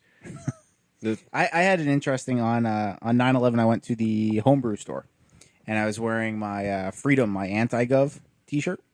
And I went to the homebrew store, and if you've ever, well, I don't know if this is true of all homebrew stores, but the homebrew store by me, the guy's kind of cool, but there's like 4 or 5 people just milling about, like too scared to ask questions, or I don't know what's up with these guys. So they're like milling about. I show up, and the guy's like, "Can I help you?" And I'm like, "Yeah." And I bust out of my pocket. I'm like, "I want to make this." And I like show him this all grain recipe for this red ale I want to make. And he looks at my shirt, and he's like, well, that's a pretty good shirt for 9/11. And I was like, thank you.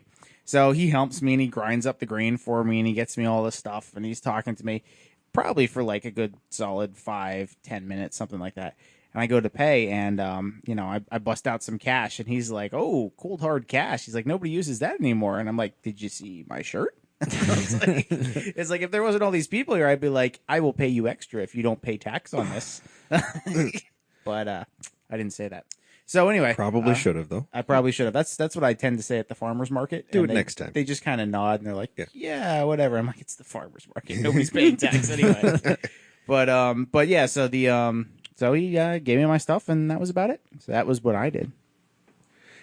That was this is what I was doing here. I was down the subway on the way there, and there's families all along the subway cars, and police officers dressed up in their decorative uniforms, and firemen dressed up in decorative uniforms.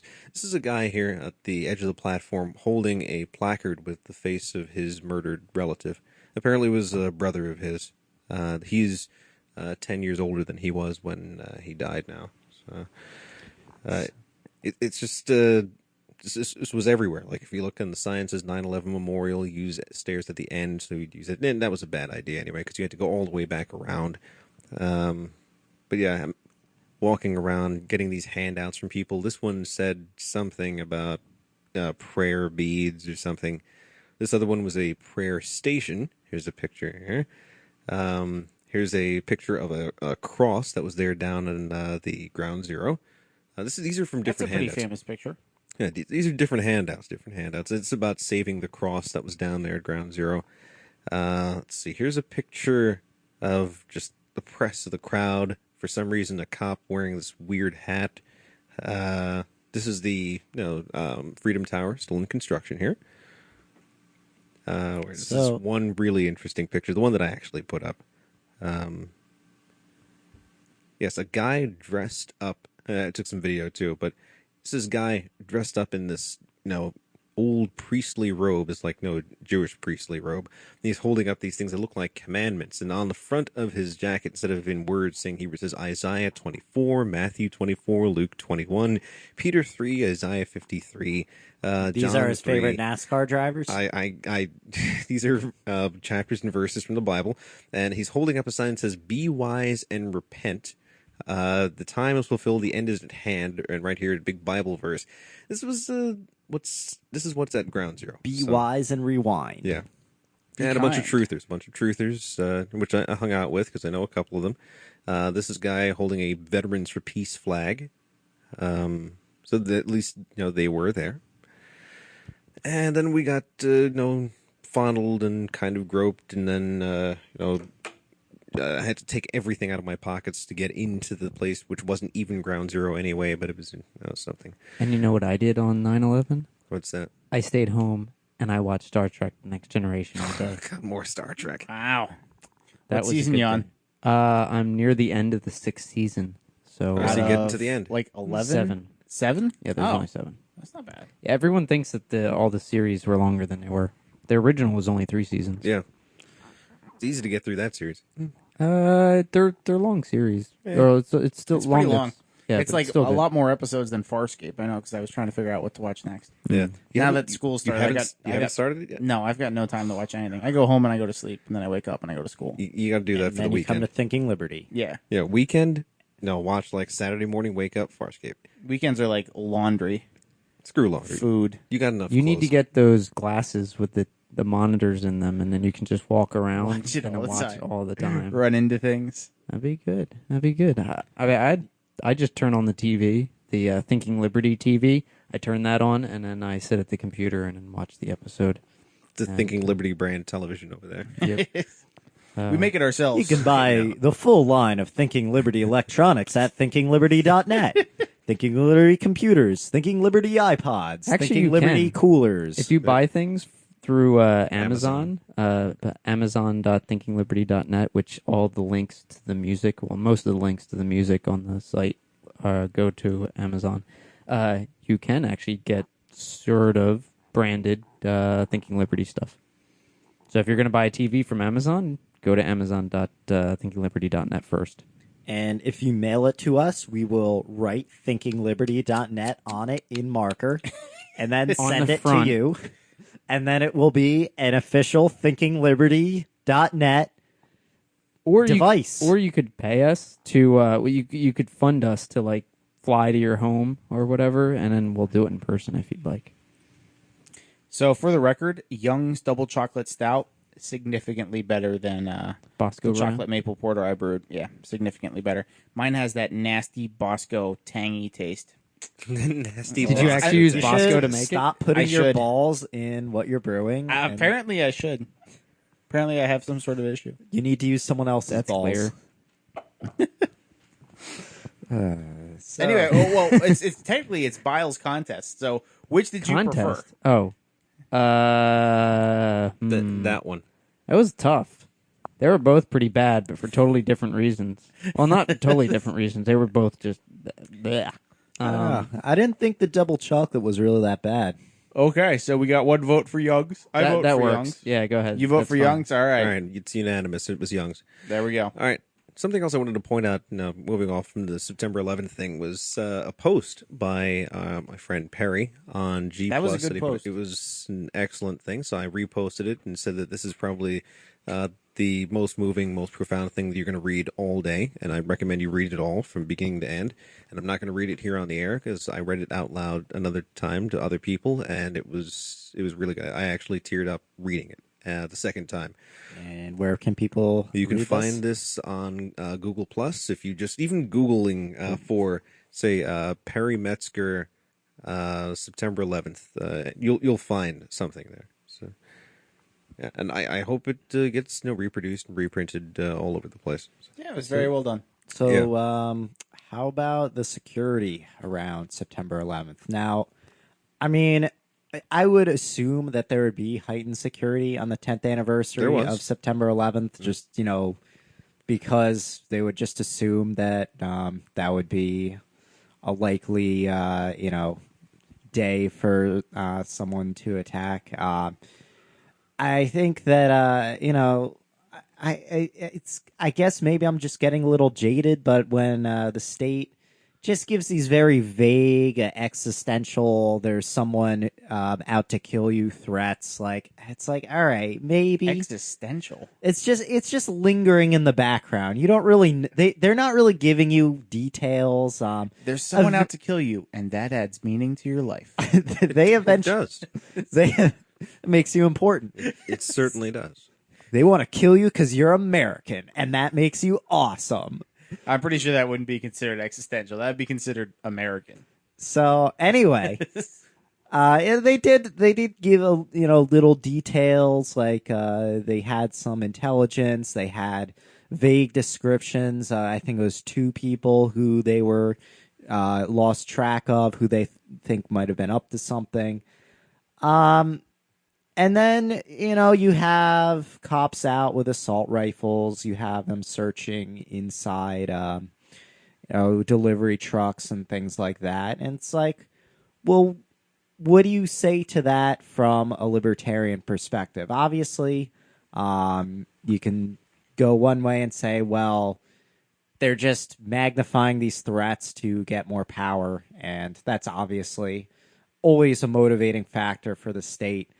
I mean, I think that if there is an actual, bona fide bomb threat, it's not unreasonable to be looking inside trucks. But it gets on thin territory there, because what can you just really say any truck in this city we're going to look in? And when it comes down to it, the police are there to serve power. Sometimes they do have a protective role, and sometimes they do have a life-saving role. But a lot of times they're there to serve power. So it's not just that they're there protecting you. They're looking, for things that are prohibited.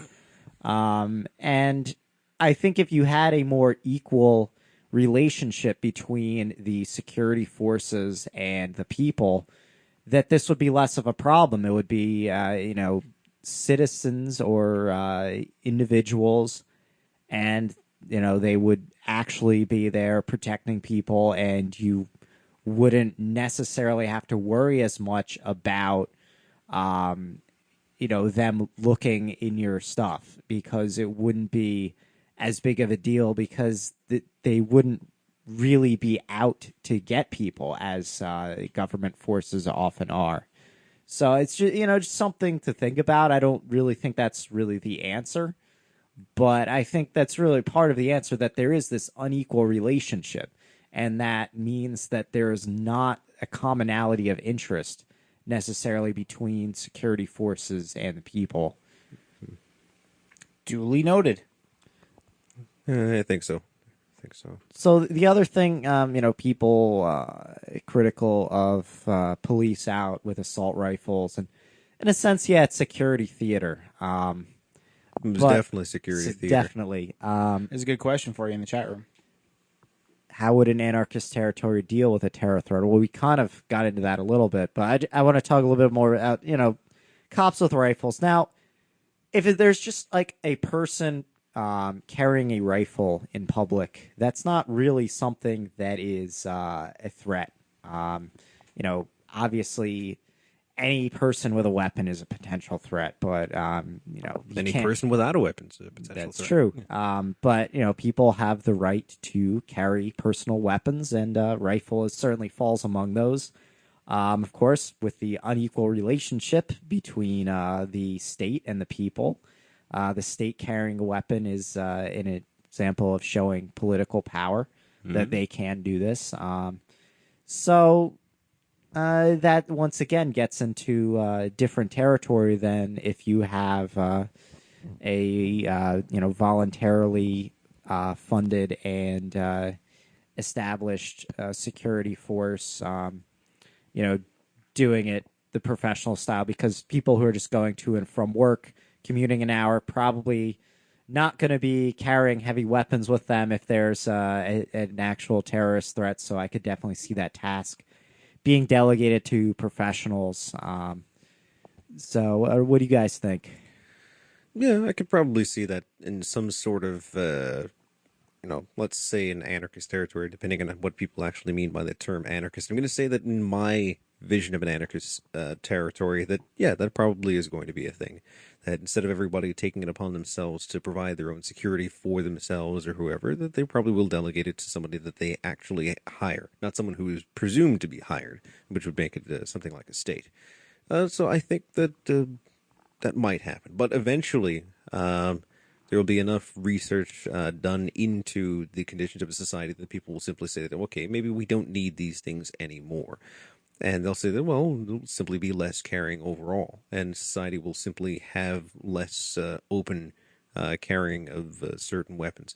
So I think that might be a situation that happens in a society that's advanced beyond something like that. It's not going to be prohibited like by law or by whatever. They're not going to force you to not carry it. It's just going to be, there really is a lot less need for it, and less people will simply do it.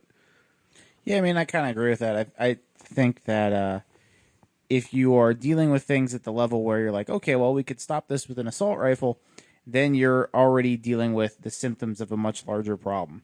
So if you address the underlying causes of, okay, why are people doing these things? Why is this stuff happening to us? Then you might be able to eliminate the need for people to carry weapons in order to be able to stop something. That being said, I agree with Tennyson that it wouldn't be prohibited, but I definitely see in a society where people have kind of moved beyond that and they've gotten to the point where they don't feel that like, they need to carry weapons around. I definitely see there being some sort of social pressures not to carry a weapon or things like that. I think at that point when people are no longer when it's no longer at least so acceptable to carry these weapons around in public, and not that it's prohibited, it's just that it's like they're like like why are you wearing those particular high tops? It's really no need for that kind of thing anymore, and people will simply say, all right, fine, I'm not going to carry it. But I think at that point society will also have a lot more respect for the shooting arts and the shooting games, so it'll still be part of society. People will be using it. Not like it is now. There's still a bit of stigma even on people who participate in shooting sports. Yeah, it's kind of dumb because shooting guns is fun. It is. I mean, Fireworks in a tube. It is a wrong? firecracker in a tube, and if you can actually hit something accurately with that, it's like, oh my gosh! And then try and get it further and faster, and that's really the sport. That is the whole thing right there. And I think that kind of thing would probably become a lot more prominent, where people are no longer afraid of these weapons, and they don't see much of a need to carry them around society because the weapons are not threats, and people with the weapons are no longer threats. Nobody really needs to carry them anyway. Then people will just say to them, well, it's a cool game. I can actually do stuff with it. I think if you demystify them, too, by having more people exposed to it, there's less of a mystery. I mean, if let's say somebody's carrying a weapon just because they want to be viewed as a badass, right? If everybody is acquainted with weapons already, they're going to be like, okay, well, you're carrying a weapon, who really cares? It's no big thing. So then the big bonus you get from having the gun on your hip, where you're like, I got a gun on my hip, right? Really? Kind of goes away. Other people just sort of look at you like, okay, whatever. I'm It's like, thinking of can you shuffle cards? when I was, just looking at pictures of Switzerland, how the citizens there are required to have training, and I believe have a government-issued military rifle. And you'll see people coming back from training. They just have this rifle slung over their shoulders on their bicycle or in a cafe or something. And it doesn't really seem to cause that much of a problem, at least from my outsider's perception. So you're for military issued and mandated weapons? I'm all for mandates. That was how it was. Mostly because he likes dudes. Really. I don't really mandates.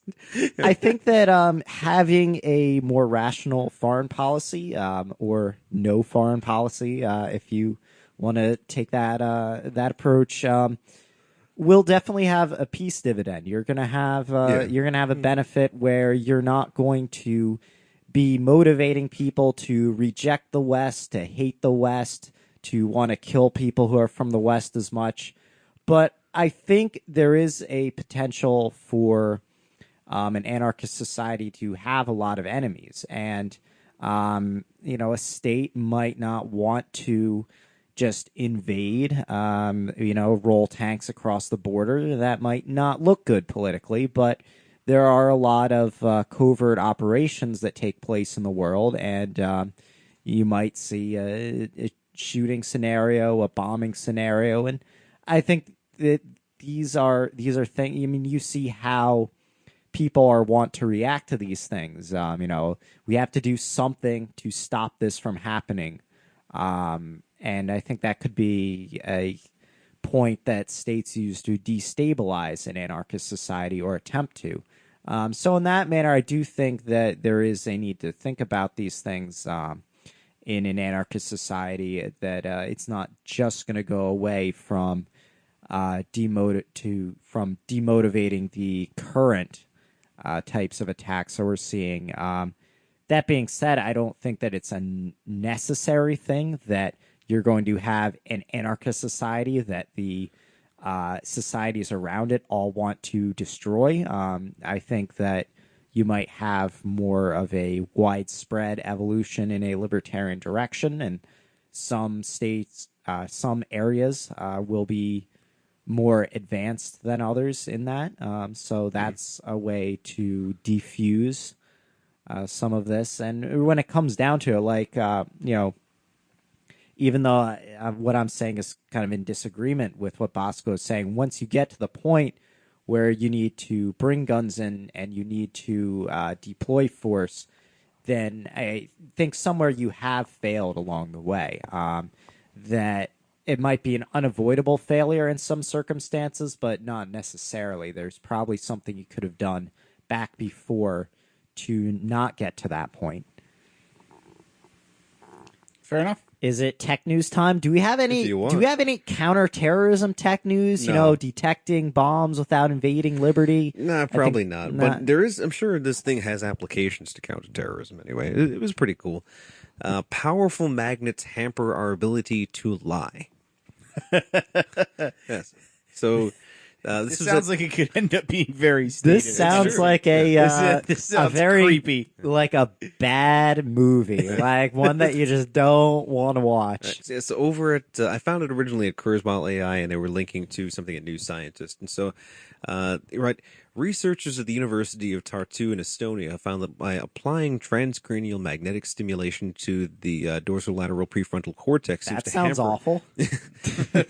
You don't even feel it, really. I mean, it seems to hamper our ability to lie, New Scientist reports. Bruno Verschuren at the University of Amsterdam said it's difficult to draw firm conclusions from the small sampling, only 16 subjects. But, there have been lots of things where you can have external, stimulation of the brain. You don't actually have to go in there and probe it or poke it or anything like that. But, with electrical fields, magnetic fields. How do they touching- work? I'm not going to get into that. But what they do is they actually stimulate parts of the brain, and then different effects will happen. So, like when you put on this thing called the God helmet, there's this experimenter. Oh, who's yes, this thing yes. called the God helmet. If something's called a God helmet, it better be awesome. It is. We're gonna pretty put it on awesome. you. We'll Yeah. find out. It's apparently really, really awesome. So you put the thing on. It's like having some psychedelic experience, religious experience. It simply activates this portion of the brain that a lot of people in having religious ecstatic experiences are having activated at the time. So they activate that part of the person's brain, and then they start to see things and feel things. They have these profound experiences after putting on the God helmet and being stimulated in and that way. being omnipotent or No, they don't. No, it doesn't make you a It doesn't god. make It you makes a you feel like you've met God. It makes you feel like you're in the presence of something divine, something spiritual, something like that. And so I saw a video of a woman who had the God helmet on, and what happened was, like, she said that she almost immediately saw, or not really saw, but felt the presence of something there in front of her. There were like 5 entities in the room, and she didn't exactly know what they were or what was going on, but they were there. sounds like an alien encounter. It's also another thing that they believe this thing has been stimulated in people's heads when they end up having these near-death experiences or experiences of being taken on by aliens or whatever it is. But these parts of the brain get stimulated, and so this is another thing, other application, another part of the brain. I remember what part of the brain was it? The dorsolateral prefrontal cortex. So what they do here is they probably just stimulate it with a little magnetic field, and then you cannot lie anymore. So instead of interrogating a person like with torture, just do a little of that. It's like, okay, where's the bomb? It's over there. And there we go. That was it. You won't have to do that kind of thing anymore. So Well, that I don't know if it would really work like that. They can might just not. say, "I don't want to tell you."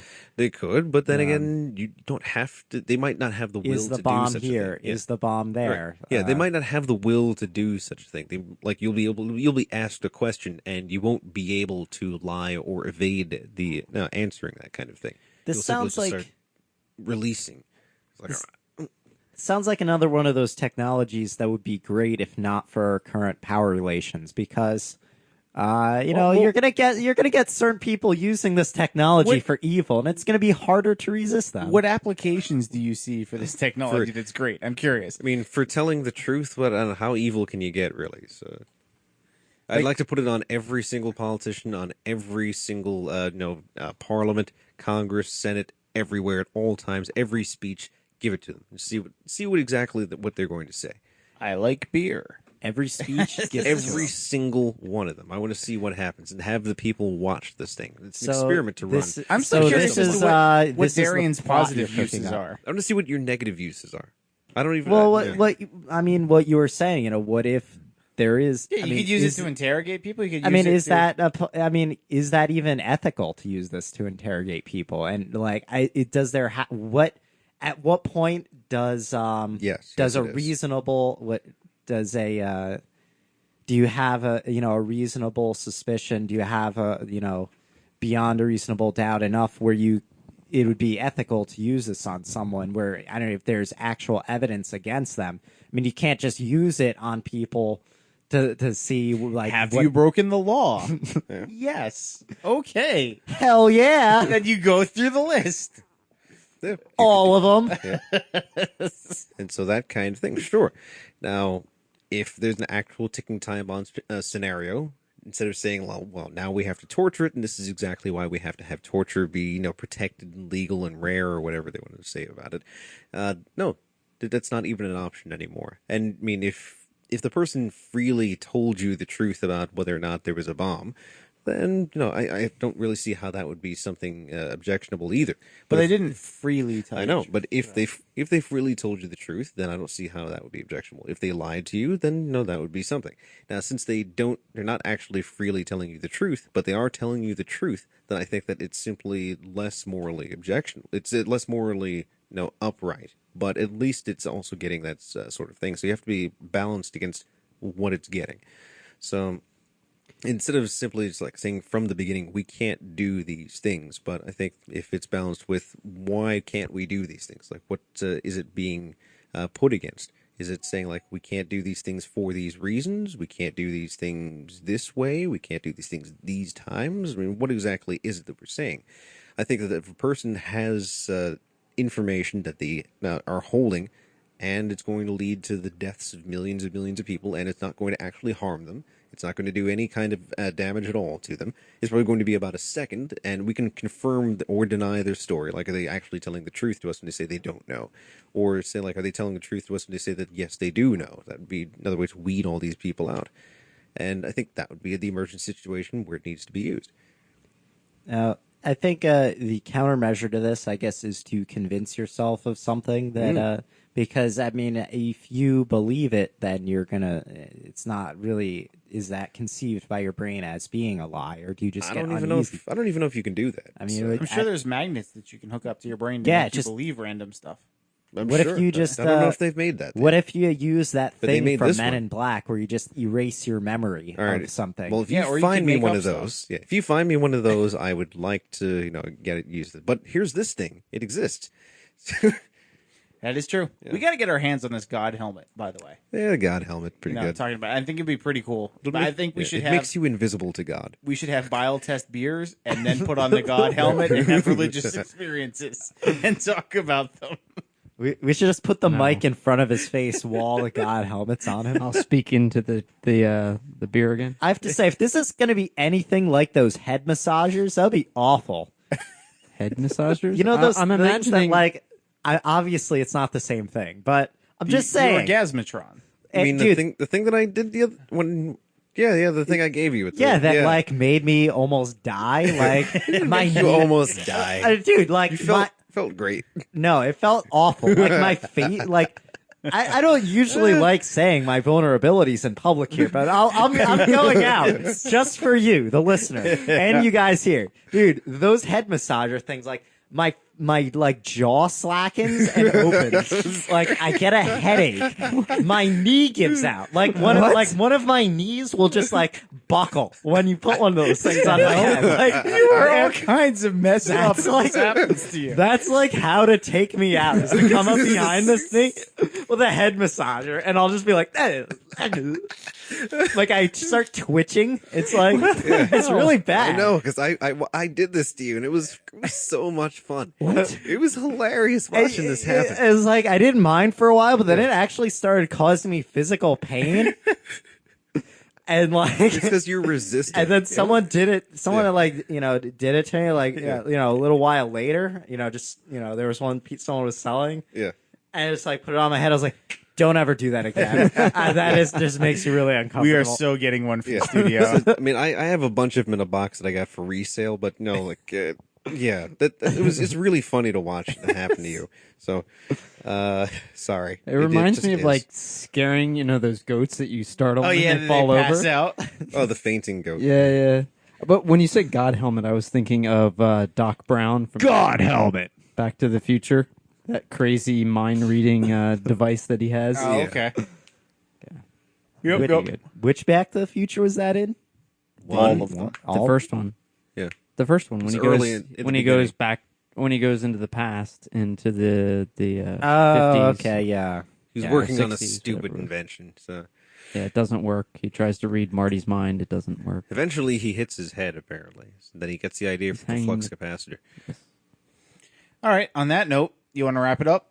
All right, we're done, aren't we? Are we done? So this has been another quality production of Thinking Liberty. You can catch all our archives at thinkingliberty.net. Right now, we're still broadcasting every Tuesday night at 8 p.m. on thinkingliberty.net. That'll change October 11th. October 11th. Whoa! There was We nothing- hold the- things There's over. nothing in knocking there. things over. And so, And, By the way, the light yeah. on the bottom of this glass from the Agarist drinking fountain still Still works. working.